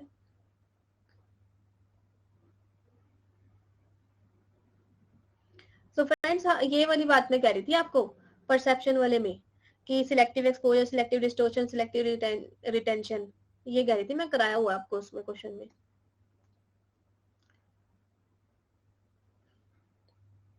हाँ जी, अब मुझे याद आ गया कि मेरे को पढ़ाना है आपके लैंग्वेज से रिलेटेड। एनेक्डोटल होता है स्टोरी में के, या फिर कहानियों की तरह बताना, ठीक है, रिटर्न में बताना। जैसे स्कूल में हमें रिमार्क्स मिलते थे ना, एनेक्डोट्स, शॉर्ट स्टोरीज, नरेटिव। हाँ जी फ्रेंड्स, जो हमारी स्पीच होती है ना उसमें कुछ साउंड निकलते हैं, ठीक है, ऐसा। और क्वेश्चन कराइए ना। आपको पता है ना कम्युनिकेशन का थोड़ा टॉपिक बचे भी है, अभी अगर एक तरीके से हो जाए तो कल टाइम बचेगा तो और क्वेश्चन कर लेंगे। रात को 10 PM और कल सुबह भी कम्युनिकेशन की ही क्लास है यूट्यूब पे, सुबह 10 AM, ठीक है। आज भी हमारी थी 10 AM। अब पढ़ लो।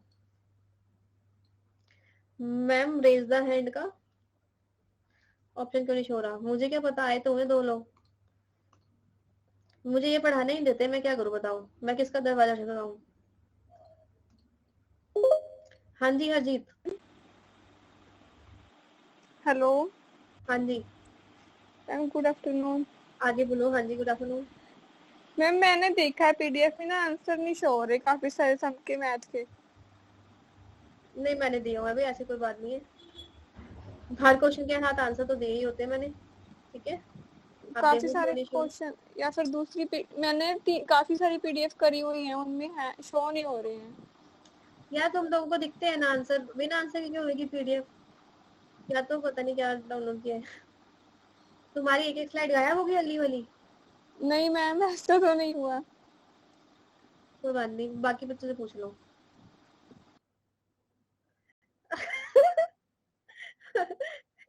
क्वेश्चन वाली है। आंसर वाली गायब हो गई है। अब प्लीज थोड़ा डाउनलोड कर लीजिए, डाउनलोड कर लीजिए, थोड़ा पढ़ाई कर लीजिए। 1 2 रेडी? यस। जो हमारी स्पीच होती है ना, इसके अंदर साउंड आते हैं, उसको बोलते हैं फोनेटिक्स, ठीक है। फोनेटिक्स माने जैसे फोनेटिक्स फ बोलो फ, तो यहाँ से हवा निकल रही है ना, ऐसे ही उच्चारण जैसे हम करते हैं तो उसमें कुछ साउंड्स आते हैं जिसकी वजह से हम वर्ड को करेक्टली बोल पाते हैं जी। अब स्टडी ऑफ फोनेटिक्स, फोनेटिक्स को समझ पाना, उसकी साउंड की स्पीच के साउंड को समझ पाना, ये लॉजी बन जाता है, फोनोलॉजी बन जाता है। अब आई बात समझ? हाँ, जब फोनोलॉजी आ गया, वैसे मैं जस्ट समझा रही हूँ, आगे ये डिटेल में आएगा तो थोड़ा शांति से सुने। मॉर्फोलॉजी शब्द का मतलब क्या होता है कि वर्ड्स के डिफरेंट डिफरेंट मीनिंग, मॉर्फोलॉजी कर देना नहीं। मॉर्फोलॉजी होता है ब्रेक करना, जैसे पीछे ऑडिट करके आया था, क्या कह रहा था वो, ऑडिट, तो ऑड इट, ये ऑड हो गया, तो मतलब हमने उसको तोड़ के चेक किया, ऑडिटी, हाँ, हमने उसको ब्रेक करके चेक किया कि वो क्या कहना चाह रहा है। शब्द को 2 पार्ट्स में बांट दो जिसके दोनों पार्ट्स के मीनिंग निकले, ठीक है। होम वर्क, घर पे करने वाला काम, ऐसे तो अलग अलग हो गया। देन मॉर्फोलॉजी हो गई वो। और क्या था, सिंटेक्स। सिंटेक्स बेसिकली आपको क्या बताता है, किसी भी फ्रेज या सेंटेंस को बनाने के रूल्स, रूल्स का मतलब उसके एक तरीके से ग्रामर वगैरह समझाता है। और सिमेंटिक क्या बताता है कि लिटरल मीनिंग, सिमेंटिक मीन्स किसी भी शब्द का सही मतलब निकाल पाना। सिमेंटिक बैरियर कब हो जाएगा, जब हम सही मीनिंग नहीं निकाल पाएंगे तो सिमेंटिक बैरियर हो जाएगा। और प्रैग्मेटिक का मतलब क्या है, meaning in context of discourse, मतलब प्रैग्मेटिक शब्द का मतलब होता है बिल्कुल एक्टिव रहना, तो जो टॉपिक हो रहा है उसके संदर्भ में मीनिंग निकालें। जैसे पीछे था ना एक, फॉल इन दिस कॉन्टेक्स्ट, जैसे एग्जांपल ले लेती हूँ मैं ये। अब इसका मतलब क्या है कि इस कॉन्टेक्स्ट में गिर जाए, अरे उस सेंटेंस से मतलब निकालो कि it comes in this context. बात समझ रहे हो, जो सेंटेंस होता है उसके हिसाब से उसके मीनिंग निकालने चाहिए। मैंने पहले ही कहा था ये टॉपिक और डिटेल में आएगा। फोनोलॉजी मतलब शब्दों का सही उच्चारण करना, फ वर्ड को स्पीच के साथ जो साउंड्स निकलते हैं वो। अब मॉर्फोलॉजी का मतलब बताओ। मॉर्फोलॉजी का मतलब होता है कि वर्ड को स्मॉलेस्ट यूनिट में ब्रेक कर देना जिसके इंडिविजुअली भी अलग अलग मीनिंग निकलता हो, ठीक है। Fire house, fire house, fire का अलग मतलब, हाउस का अलग मतलब, ठीक है। हाँ जी, तो अब इसको डिटेल में समझते हैं। Phonetic, phonemic, phonemic means phonology awareness in which listener are able to hear, जिसकी वजह से लिसनर समझ पाते हैं। जैसे कि मैं आपको लेसन देना है और मैंने आपको बोला कि ना आप बैट खेलने चलेंगे, तो मैंने बैट ऐसा बोला कि आपको चमगादड़ वाला बैट ना समझ में आए, आपको वो बल्ले वाला बैट समझ में। चमगादड़ वाला भी समझ सकते थे आप क्योंकि दोनों का उच्चारण सिमिलर है, लेकिन बैट, बैट बोलने में फर्क है कि नहीं, साउंड में, बैट, बैट डिफरेंस है बोलने में। सी, सो, सी, सी ये वाला भी हो सकता था, ये भी हो सकता था। मतलब हम शब्दों में इस तरीके से बोले, हेयर, हायर, हाँ, कि उसका पता चले अगले बंदे को मैं एक्चुअली बोल क्या रही हूँ। हेमा तुम कान खोल के रखो तो तुम्हें समझ में आएगी फोनोलॉजी क्या होती है। फोनेमिक समझ में आ रही कि नहीं, वर्ड को सही से साउंड उसका निकाला जाए ताकि नेक्स्ट पर्सन समझे, समझे। और फिर फोनोलॉजी क्या हो जाएगी, study of that phonemics, logy means उसकी स्टडी, समझे।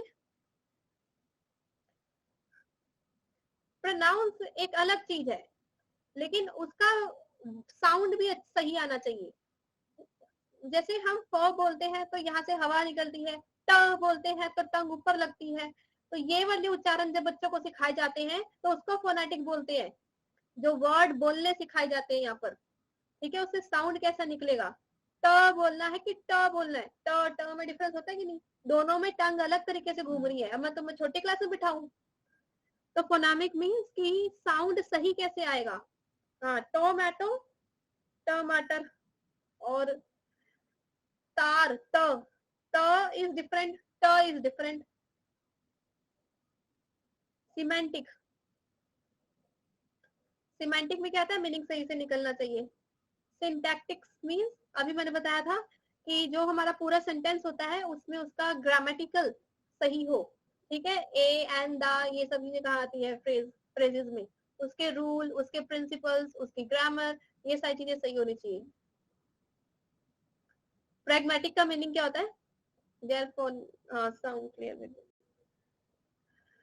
Pragmatic means dealing with things sensibly, actively हम उसको डील करें, रियलिस्टिकली डील करें, और जिस कॉन्टेक्स्ट में बोला जा रहा है उसी के हिसाब से उसका मीनिंग निकालें, ठीक है, based on the practicality rather than theoretical। आई समझ।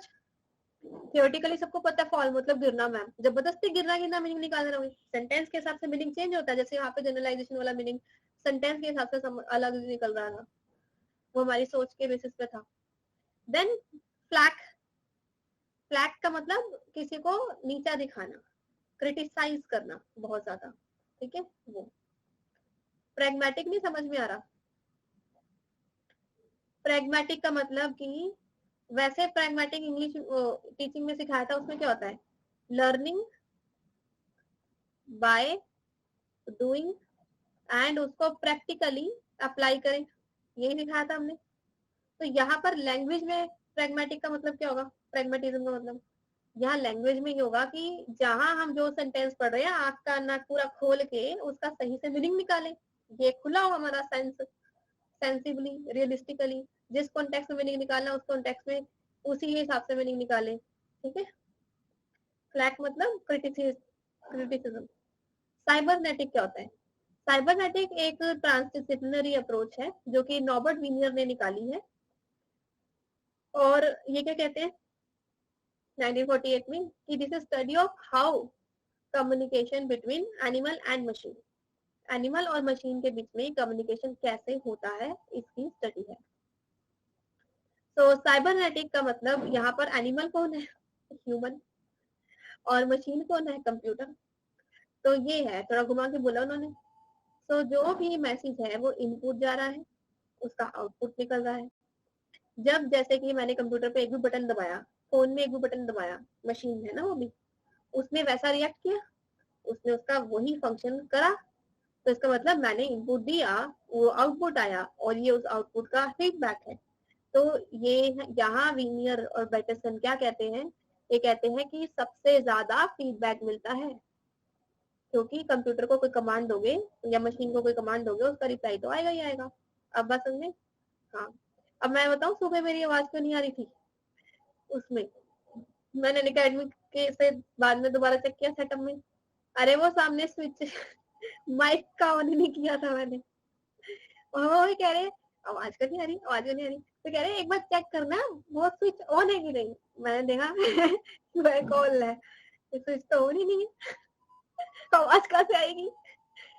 तो वो एक्चुअली क्या था, सिस्टम में खराबी, और मैं सच्ची में सरप्राइज हुई, मैंने 2 घंटे की क्लास ले ली मैंने, उसके बाद अनअकैडमी के साथ सिर खा रही हूँ मैं तुम्हारे खराब है उनसे ठीक ना हो रहा, पता चला मेरे सिस्टम में खराबी थी। Systematic research that bring surprise to researcher, real life example, जो मर्जी कर लो, पूरा जोड़ लगा दिया उन्होंने, आधा घंटा हो गया, वो कह रहे एक बार चेक करो, मैं कहा सब खुला है नहीं एक बार चेक करो, बंद हुआ, अल्लाह सच्ची में बंद था। सच बताओ मुझे ऐसा ही कुछ फील हो रहा था, तुम्हें लिखना चाहिए था ना, वैसे मेरे दिमाग में बिल्कुल आया ही नहीं और क्लास फिर मैंने अपने लैपटॉप वाले माइक से लिया, वो वाला माइक का स्विच ऑफ था।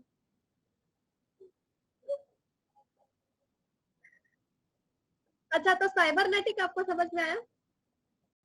साइबरनेटिक की मैसेज का कंटिन्यूसली रिप्लाई आता है, क्योंकि वो एक मशीन है, मशीन को जो कमांड दोगे उसका कुछ ना कुछ रिप्लाई वो करेगी। मशीन खराब होगी, आप कह दो मुझे मैम मशीन खराब है, नहीं काम कर रही, तब भी रिप्लाई आएगा ना, काम नहीं हो रहा, मशीन खराब है, मशीन ठीक करो। सिंटैक्टिक बताओ, ये चंदन को क्यों नहीं समझ में आती?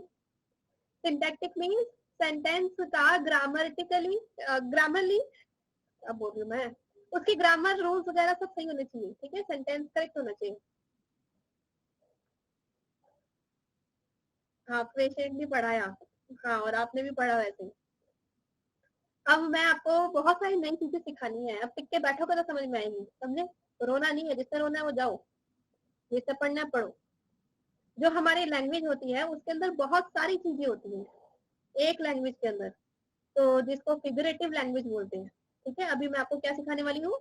फिगरेटिव लैंग्वेज सिखाने वाली हूँ। इसका मतलब कि जो लैंग्वेज होती है figure of speech, yes, word that mean something different there literal meaning, क्योंकि जो उनका असली मतलब दिखाई दे रहा होता है लेकिन एक्चुअली उसका मीनिंग कुछ और होता है। जैसे वो पुट वाला, फॉल वाला एग्जांपल पीछे, फॉल इन, अरे फॉल इन का मतलब इसके अंदर आता है, एक्चुअली फॉल का मतलब गिरना नहीं था वहां पर, समझे? तो डिफरेंट मीनिंग निकल के आते हैं, तो उसका फिगर ऑफ स्पीच, इसकी क्या फिगर है, लैंग्वेज का एक्चुअल मीनिंग क्या है, उसको कैसे समझा जाता है, ये सब हम यहाँ पे सीखेंगे। सिखा दो, देखो यहाँ पे जैसे कि पर्सोनिफिकेशन, पर्सोनिफिकेशन में क्या करते हैं हम? स्टार्टिंग में ही खराब हुई थी, बाकी हमने क्लास ले ली है, ठीक है। Giving human quality to a non human item, ice cream की बातें कर रहे होते हैं, हम इस मग की बातें करे जा रहे हैं। अच्छा, कार्टून्स में देखते हैं हम पर्सोनिफिकेशन, पर्सन का उसमें वो दिखा दिया है, आइसक्रीम बोल रही होती है ऐसे करके, वो खा भी रहा है उसको, बोल भी रही है, बैठा भी हुआ, चेयर भी बोल रही है, ठीक है। तो ये क्या हो गया कि इसको पर्सन की छवि इसके अंदर दिखाई दे रही है, पर्सोनिफिकेशन, आई समझ?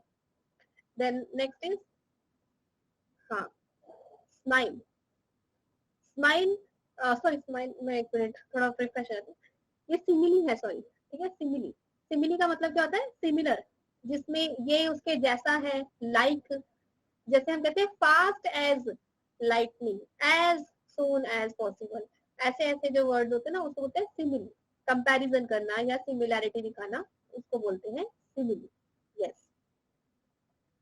देन आता है ओनोमैटोपोइया, ये क्या मतलब है? Sound written out as a word, मतलब हमने बोलना है यप, ये एक्चुअली ये साउंड है और हम उसको लिख के दिखा रहे हैं, ये। अच्छा, आपको हंसी आती है, आप इसको लिख के दिखा रहे हो, हे। अब क्या बोलोगे अगली बारी? हे लिखना होगा, लिखना होगा, तो हा लिख रहे होते हो, तो उसको बोलो ओनोमैटोपिया, हम ये बोल रहे हैं, समझे? तो मेटाफर क्या होता है? Comparing to different things is metaphor. वैसे मोर्फोलॉजी और मेटाफर में डिफरेंस है, पीछे मैंने क्या सिखाया था आपको? मोर्फोलॉजी, मोर्फोलॉजी मतलब ब्रेक कर देना, और मेटाफर होता है मुहावरे, ठीक है, कि दो चीजों को कंपेयर करके उसका मुहावरा बना के हम बता रहे हैं, बोलना कुछ और है, सेंटेंस हमारा कुछ और बता रहा है, यस, फ्रेजेस को बोलते हैं मेटाफर्स। देन आइडम्स क्या है? एक्चुअली आइडम्स एग्जैक्टली मुहावरे हैं, ठीक है, saying that has different meaning than what is literally said, उससे थोड़ा सा अलग मीनिंग निकालता है। Homework was piece of cake, एल है, केक खाया था क्या तुमने होमवर्क में? मतलब होमवर्क इतना इजी था जैसे कि केक, मतलब एक्चुअली ये कह रहा है वो, बस हम लोग पीस ऑफ केक बोल रहे हैं बट इसका मतलब निकलता है कि ये बहुत इजी था। आइडम्स आर लिटरल जो मुहावरे होते हैं वो, और मेटाफर्स होता है कि दो चीजों को आपस में कंपेयर करना। एलिट्रेशन का मतलब क्या होता है? अच्छा, ये ऐसे वर्ड्स होते हैं जो कि हमारे टंग ट्विस्टर भी हो जाते हैं, ठीक है, सेम लेटर और sound occurring at beginning of the words, जैसे कि शी सेल्स, शी शेल, बोलने में भी टंग ट्विस्ट हो गए। तो यहाँ पर वो बेचती है क्या? समुद्री शंख, हाँ सुना है ना टंग ट्विस्टर ये, तो इसको बोलते हैं alliteration. She sell, sea shell, connected words. मैं रिपीट करूं जानबूझ के है। अरे ये जो शब्द है ना एक जैसे वर्ड्स ही है, आगे वाला एस एस, अगले वाला भी एस एस, समझे? तो जिस जो कि सेम फर्स्ट लेटर्स रिपीट होते हैं उसको बोलते हैं। देन हाइपरबोले क्या होते हैं? हाइपरबोले बहुत ज्यादा बोले, मतलब कि एग्जैगरेट करके बोलना। ये मेरे पास आदम के जमाने का पेन है, मुझे बताओ कि ये आदम के जमाने का पेन है? ये एक्चुअली आदम के जमाने में था, आजकल आया है, समझे? कहते ना मेरे grand father is that old age the time, मतलब जिस समय से समय चलता आ रहा है ना उतने ओल्ड है। बताओ, अरे समय कब से चलता आ रहा है?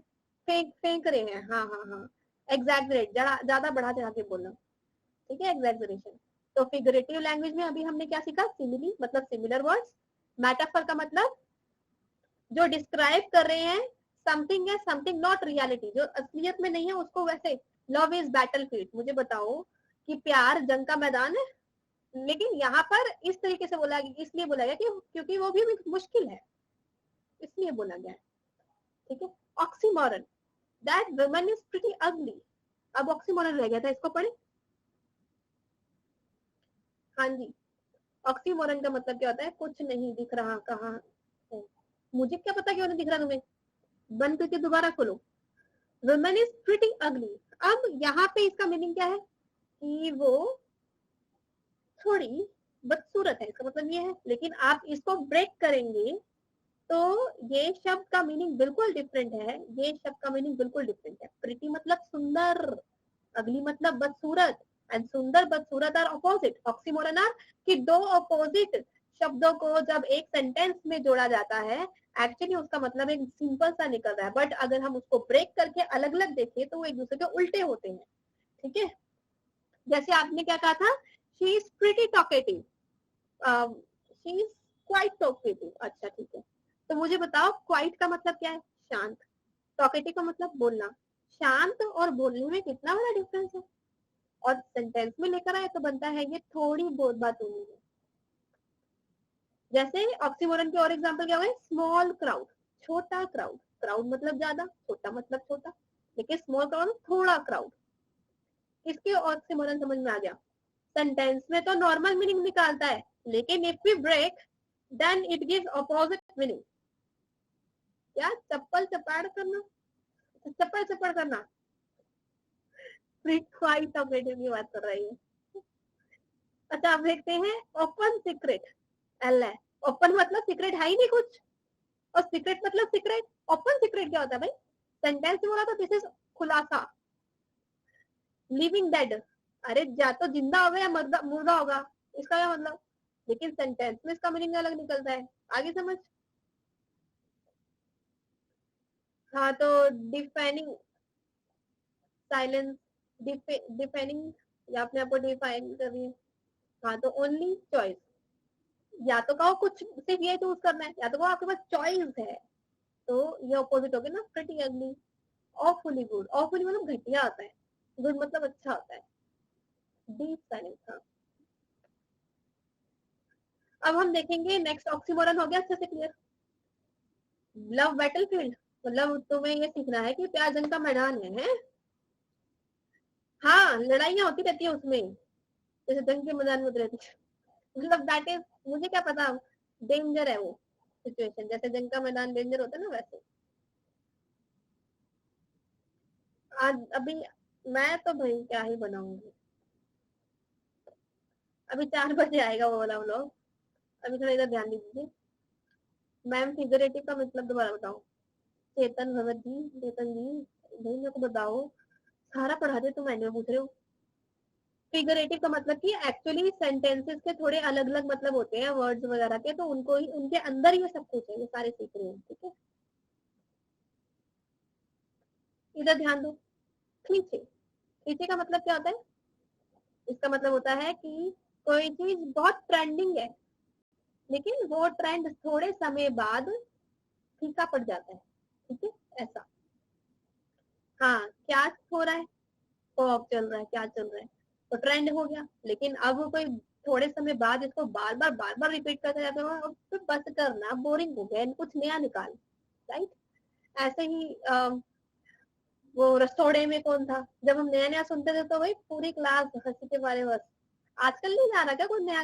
अच्छा, काचा बादाम आया आजकल, ओके। तो लेकिन थोड़े समय बाद ये चीज फेड हो जाएंगी, हमें बोरिंग लगे लगेंगी। तो ये फ्रेजेस ऐसे होते हैं जो कि बहुत बार यूज कर चुके होते हैं और उसके बाद अब उनका कोई रियल मीनिंग नहीं रह जाता, ठीक है, फिर वो मीनिंगलेस हो जाते हैं। जब नए नए आते हैं ना तो बहुत इंटरेस्ट जागता है आपका, फिर बार बार रिपीट करने की वजह से उसका मन नहीं करता है सुनने का बार बार, ऐसा, ठीक है।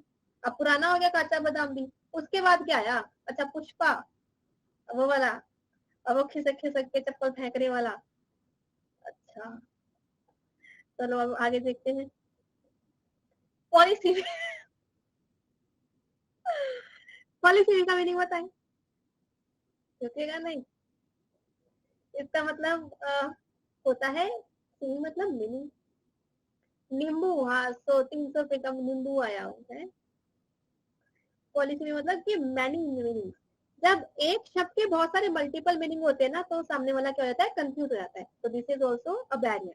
यहाँ पर अभी ये जो क्लीचे भी एक बैरियर है और पॉलिसी में भी एक बैरियर है, ठीक है। जैसे क्वेश्चन क्या है? One of shoe fell too tight for his foot, the house is at foot of mountain. अच्छा, ये सेंटेंस है, समझे? अब प्रॉब्लम क्या है यहाँ पर?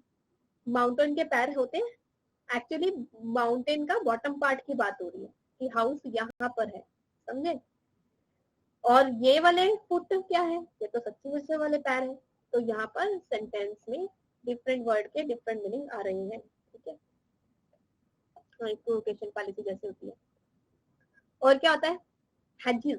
हेजिस का मतलब क्या होता है? बचाव करना। So word phrases used to indicate that we are not really sure. पता है, हम लोग जब वहां जाते हैं ना, कहाँ जाते हैं इंटरव्यू देने, तो इंटरव्यू में इंटरव्यूअर हमें फंसाता है अपनी बातों में, ठीक है, फंसाता है ना। तो तब जो वर्ड और फ्रेजेस यूज किए जाते हैं, हम अपने आप को बचाने के लिए कुछ ऐसी बातें करते हैं कि वो चकमा दे दे उसको, लेकिन हमें खुद नहीं पता हम सच बोल रहे झूठ बोल रहे हैं, हमें नहीं पता, वी डोंट नो। होते हैं ऐसे सिचुएशन इंटरव्यू में, हमें नहीं पता हम सही आंसर दे रहे कि गलत, बस दिए चले जा रहे हैं। तो क्या है? Word phrase used to indicate we are not really sure that what we are saying is sufficiently correct और कंप्लीट। हमें खुद को नहीं पता होता, तब हम क्या यूज करते हैं? अपने बचाव में हेज यूज करते हैं, हेजिस यूज करते हैं। कुछ समझ आई?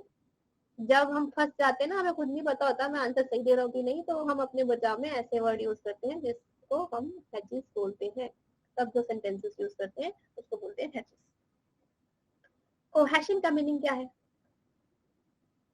कनेक्ट, हाँ, connection that exist between the text.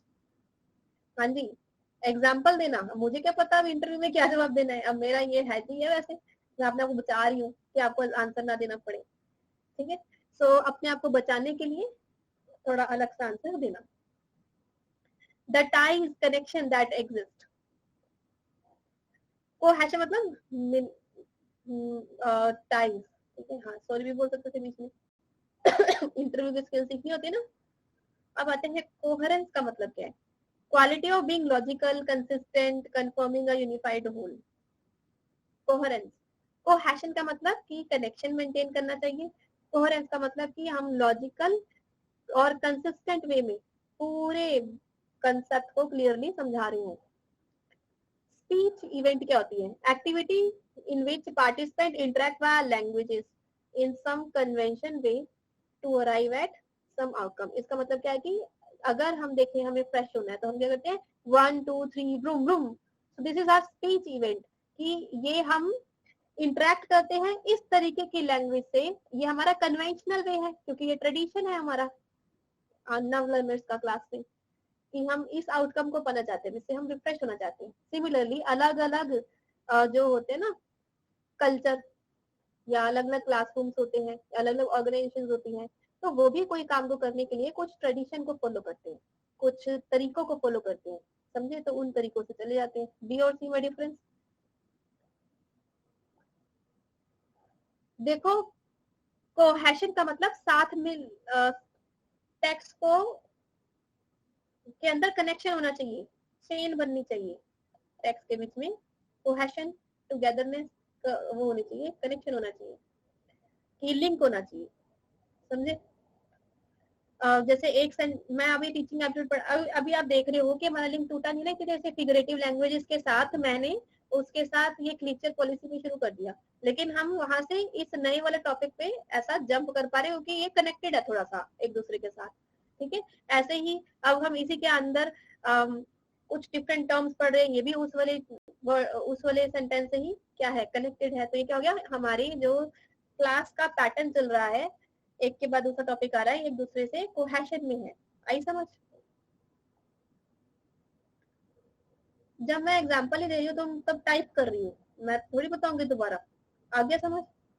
अब कोहेरेंस का मतलब क्या है, the quality of being logical consistent forming a unified whole, मतलब ऐसी क्वालिटी जिसकी वजह से हम ये देख रहे हैं कि कोहेरेंस का मतलब होता है इनमें संबंध होना चाहिए, लॉजिकल सीक्वेंस होना चाहिए, लॉजिकली भी वो वेरीफाइड हो, कंसिस्टेंट हो, उसमें कंसिस्टेंसी बनी रहे। जैसे अभी हमारी क्लास में मैं आपको समझा रही हूँ तो हमारी लैंग्वेज और स्पीड में कंसिस्टेंसी है, कभी मैं एकदम से तेज हो जाऊँ, कभी एकदम से स्लो हो जाऊँ, तो वो इनकंसिस्टेंसी आती है। तो मतलब ये कह रहा है कि पूरा लेसन एक तरीके से ओवरऑल में फुल्ली यूनिफाइड सही होना चाहिए। यहाँ कोहेशन में एक एक सेंटेंस अगले सेंटेंस के साथ मैच कर रहा है, और कोहेरेंस में इट इज टोटली कंसिस्टेंट, ठीक है, टोटली एक जैसा दिखाई दे रहा है, वो ये डिफरेंसेस में।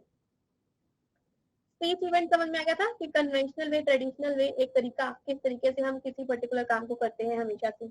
जैसे एक खाना बनाने का अलग अलग तरीका होता है ना सबके घरों में, एक ही सब्जी अलग अलग तरीके से बनती है, ऐसा तो उसमें भी एक ट्रेडिशन होता है, एक तरीका होता है कि हम कैसे इसको बना के तैयार कर दें, इस काम को करें। नाउ डिस्कोर्स क्या होता है, आपको समझाया था मैंने, लेसन देना, विश्लेषण करना, समझाना, the study of language in context conversation. Static आया था ना पेपर में, बहुत बार आया हुआ, मैं तो पढ़ाया था। Static communication is socio pragmatic function, जो कि ऑर्डिनरी कन्वर्सेशन में हम लोग hi, hello, how are you, ऐसी ऐसी चीजें डाल देते हैं छोटी छोटी, ठीक है। सो ग्रीट करना, ग्रीट करने के लिए हम स्टैटिक कम्युनिकेशन का बेसिकली यूज करते हैं, ठीक है। व्यवहारिक, आपके और मेरे व्यवहारिक, हाय हेलो हमारा रिलेशन होता है ना, हम रिलेशन को यहाँ पर यूज कर रहे हैं। हाउ डू यू डू आया था पेपर में। हम so which of following term closely related to the feedback, feedback सबसे ज्यादा किसमें आता है, अभी पढ़ा था हमने।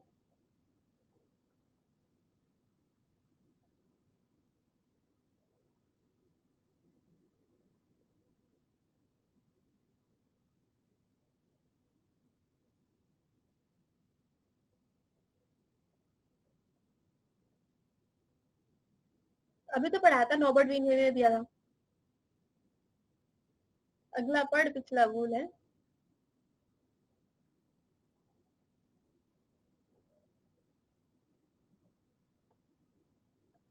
Nice to everyone. So cybernetics में एक मशीन को कोई भी कमांड देते हैं, उसका आगे रिप्लाई आता है, वो उसका कुछ ना कुछ करता है, रिएक्ट। लो कॉन्टेक्स्ट कल्चर कैसा होगा, हिंदी इंग्लिश दोनों दे रखा है, सोचो।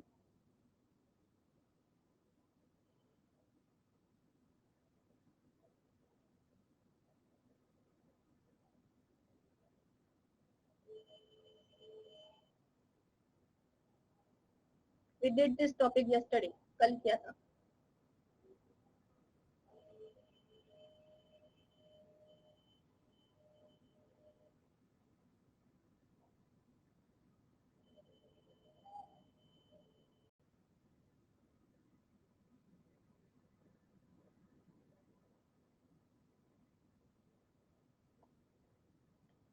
वेरी गुड टोन, हाँ बहुत अच्छी बात है, होनी चाहिए स्टार्ट।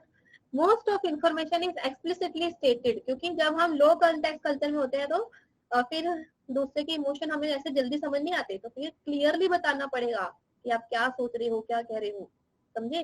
हाई कॉन्टेक्स्ट वाले में हम लोग इम्प्लाइडली इमोशंस को समझ लेते हैं। नेगेटिव रिएक्शन,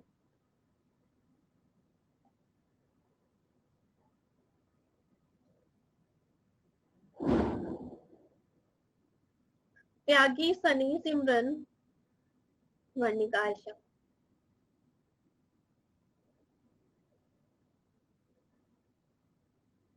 अभी हा हा हा बोला, इसको क्या बोलते हैं? वर्ड याद कर लिया करो, हो जाएगा टॉपिक भी कंप्लीट साथ है। इश, इसको क्या बोलते हैं? ये तुमने साउंड निकाल के लिख दिया।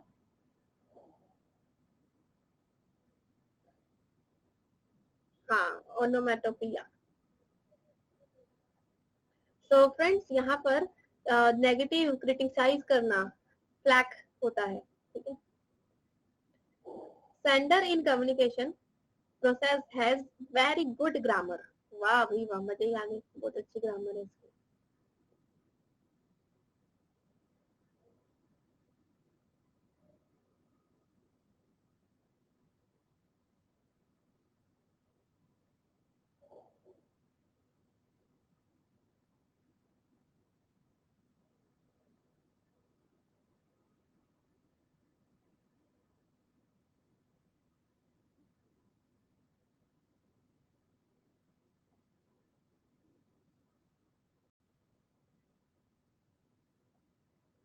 Good to all. Pragmatic feedback होता है बिखरा हुआ फीडबैक। पैसिव होता है ऑडियंस ध्यान ही नहीं दे रही बीच में, वो रिप्लाई नहीं कर रही, ठीक है। अब रिप्लाई नहीं कर रही तो फिर अगर बाई चांस क्लास में किसी को क्वेश्चन पूछा ही नहीं तो मैं यही समझूंगी ना समझ आ गया होगा, उससे क्या दिक्कत है भाई? किसी को नीचा तो नहीं दिखाया। नॉन कन्फर्मिट, उसने कंफर्म नहीं किया, ठीक है, मैं कंफर्म नहीं किया उसने। फोनेटिक साउंड होता है, सिमेंटिक मीनिंग निकालना होता है, pragmatic is on the spot आप सही मीनिंग निकालें, और जो सिमेंटिक सिंटैटिक्स है ये आपको मैंने बताया था ग्रामर से रिलेटेड होता है। एनालॉग कम्युनिकेशन कैसा होता है?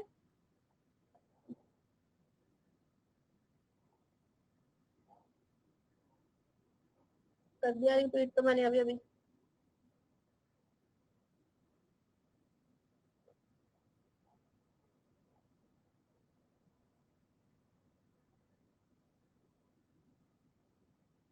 एनालॉग कम्युनिकेशन का एग्जांपल हमारी वो जो सुइयों वाली घड़ी होती है, तो ये इसका ट्रिक करार तो रखा है, कंफ्यूज क्यों हुए? डायनामिक डिजिटल में होता है, एनालॉग स्टैटिक में होता है, ठीक है। एनालॉग स्टैटिक, डी से डायनामिक, डी से डिजिटल, ठीक है। जो डिजिटल होता है वो डायनामिक होता है। अच्छा जी, अब क्लासरूम में जो कम्युनिकेशन होता है इसके भी मैक्सिम्स होते हैं, मतलब जैसे टीचिंग में टीचर, इफेक्टिव टीचर और उसके स्टूडेंट्स के होते हैं ना, वैसे क्या जो ग्रेसियान है ना, उन ग्रे मतलब ग्रीसियन मैक्सिम, ग्रीसियंस ने एक मैक्सिम दिया था, सिद्धांत दिए थे। अभी मेरे पास ना 5 मिनट्स है क्योंकि मैं आई थिंक 3 मिनट्स लेट आई थी क्लास में, कोई बात नहीं। क्वांटिटी मैक्सिम का मतलब कि make your contribution is as informative as it required but not more or less. Quantity matter करती है भाई, बहुत ज्यादा भी नहीं बहुत कम भी नहीं, जितना चाहिए उतना होना चाहिए, ठीक है। देन क्वालिटी मैक्सिम क्या कहता है? सही क्वालिटी, सच बोलो, सच बोलो। रिलेशन का मतलब रेलेवेंट, टॉपिक रेलेवेंट होना चाहिए, ये थोड़ी के बाद क्लास में हम आए हैं पढ़ाई के अलावा कुछ और गप्पे मारे जा रहे हैं, ठीक है। मैनर का मतलब तरीका कैसा होना चाहिए? क्लियर, स्पष्ट, ब्रीफ, छोटा और सीक्वेंस में होना चाहिए, ठीक है। मैक्सिम्स क्या होता है? सिद्धांत, रूल्स, प्रिंसिपल्स को मैक्सिम बोलते हैं, ठीक है। Keep it short and simple. Yes, we assume that people are telling truth, being relevant and try to be clear as they can। आई समझ? तो ये हमारे सिद्धांत है, रूल है जो हमें फॉलो करना चाहिए कम्युनिकेशन के दौरान क्लासरूम में। यस, जैसे टीचिंग और स्टूडेंट्स का मैक्सिम थे ना, वो ये वाला तो मैंने पॉइंट कल करा दिया था। बैरियर ऑफ कम्युनिकेशन आगे आ जाएंगे, इनको हम डिटेल में डिस्कस करते हैं। देखो, बैरियर टू कम्युनिकेशन में फिजिकल बैरियर कौन से होते हैं? अच्छा आया था ना ये क्वेश्चन की कौन से फिजिकल होते हैं कौन से सिमेंटिक। फिजिकल होते हैं जो किसी की बॉडी से रिलेटेड होते हो, हमारे कान खराब है, ये सब प्रॉब्लम, या फिर वो इन्वायरमेंटल इश्यूज हो सकते हैं, समय, जगह, जगह सही नहीं चूज करी आपने, क्लाइमेट, इन्वायरमेंटल इशू, नॉइज आ रही है, चैनल मीडियम चूज नहीं किया। बैरियर चॉइस ऑफ मीडियम की वजह से भी डिटेल में हो सकता है। सिमेंटिक मीन मीनिंग सही नहीं निकाल रहे, कॉनोटेशन कर रहे हो बीच में, जिसमें इमोशंस फीलिंग्स लेकर आ रहे हो। देन कल्चरल बैरियर क्या होते हैं? आगे था आपका क्वेश्चन, हाँ, डाइवर्सिटी ऑफ कल्चर से कल्चरल बैरियर आ जाते हैं। साइकोलॉजिकल बैरियर, आपका मूड, एटीट्यूड, हम उससे रिलेटेड महसूस करते हैं कि गुस्सा आता है हमें किसी पे, तो वो साइकोलॉजी होती है। फिर बैरियर कौन सा है, वेरी परसेप्शन, हमारी सोच की वजह से हम समझ नहीं पाते उसको, कंसेप्ट को अंडरस्टैंड नहीं कर पाते। तो इधर एक बहुत इंपॉर्टेंट टॉपिक आता है, ये लास्ट टॉपिक होगा अभी आज का, एबेलिन पैराडॉक्स। एबेलिन पैराडॉक्स क्या कहता है, जब हम एक पर्टिकुलर ग्रुप में होते हैं तो हम लोग उस ग्रुप के साथ रहने के लिए, हो सकता है हमारा टॉपिक या हमारा मन कुछ और करने का हो, लेकिन फिर भी हम उस ग्रुप के साथ रहने के लिए उस टॉपिक को चूज करते हैं, उसका साथ देते हैं या उनकी बातों में हाँ मिलाते हैं। ठीक है, collectiveness, collective decision is that is counter to thoughts. हो सकता है मेरे विचार कुछ और कह रहे हैं, नहीं, लेकिन मुझे उनकी बात माननी पड़ेगी क्योंकि मुझे उस ग्रुप में रहना है। स्कूल में होता था ऐसे। And feeling of individual member, term introduce की थी जेरी हावे ने 1974 में, एबेलिन पैराडॉक्स, मैनेजमेंट ऑफ अग्रीमेंट, कि हमें अग्री करना पड़ता है। ठीक है, और अकॉर्डिंग टू हावे, पैराडॉक्स में be driven because individual believe that they will experience negative. नहीं तो हमें ग्रुप से निकाल देंगे, फिर हम क्या करेंगे भाई, हमारी फीलिंग हर्ट हो जाएगी, उनकी फीलिंग हर्ट हो जाएगी, इसलिए उनकी हमें हम मिलानी पड़ेगी। हमने अगर मुंह खोला तो बस हमारी शामत आ जाएगी। यहाँ पे सारे बच्चे, वो होता ना, चलो गोवा का ट्रिप बनाते हैं, जाना किसने है नहीं, है ना, स्कूल टाइम में होता था ऐसे, हाँ हाँ हाँ चलेंगे चलेंगे, एंड में कोई नहीं आया होता था। तुम्हें क्यों नहीं समझ में आता भाई, समझ नहीं आया नैन्सी। अरे जब हम एक पर्टिकुलर ग्रुप में होते हैं तो अपने ग्रुप की हाँ में हाँ मिलाते, चलो चलेंगे सरोजनी है जहाँ पे भी शॉपिंग पे, हाँ चलते हैं चलते हैं चलते हैं, इसका मन नहीं कर रहा है, इसको स्टडी करना है, लेकिन नहीं, क्योंकि सब जा रहे हो तो मुझे भी जाना पड़ेगा। लास्ट तक जाना तुमने, जाओ फिर जहाँ मर्जी, मैंने मना की। ओके, हाँ में हाँ मिलाना। बाकी हॉर्न और हालो इफेक्ट हमारा हो गया था। हॉर्न इफेक्ट क्या होता है, हॉर्न इफेक्ट, सिंगल खड़े होते हैं इसके, एक नेगेटिव ट्रेड की वजह से ओवरऑल उसको नेगेटिव जज कर देना। ठीक है, और हालो इफेक्ट एक पॉजिटिव की वजह से उसको ओवरऑल पॉजिटिव जज कर लेना। ही सो स्मार्ट, जरूर वो ज्यादा अच्छा, ही इज सो नाइस, तो स्मार्ट भी होगा। स्मार्ट का मतलब शक्ल वाला स्मार्ट नहीं होता, स्मार्ट चालाक होता है। ओके जी, तो अभी हम इधर ही वाइंड अप करते हैं क्लास को। अगला जो है ना, खत्म थोड़ी हुए हैं, इतने सारे इफेक्ट पढ़ाने मैंने, देखो, बटरफ्लाई, डोमिनो, डोमिनोज खाएंगे, प्लासिबो, स्नोबॉल, इफेक्ट पढ़ेंगे अगली क्लास में। Thank you and have a nice time. Dream believe act and achieve. Commerce वाले बच्चे 5 बजे मिलते हैं, रात को 10 बजे मिलते हैं, सारे पेपर 1 के बच्चे पेपर एनवायरमेंट करेंगे। Thank you.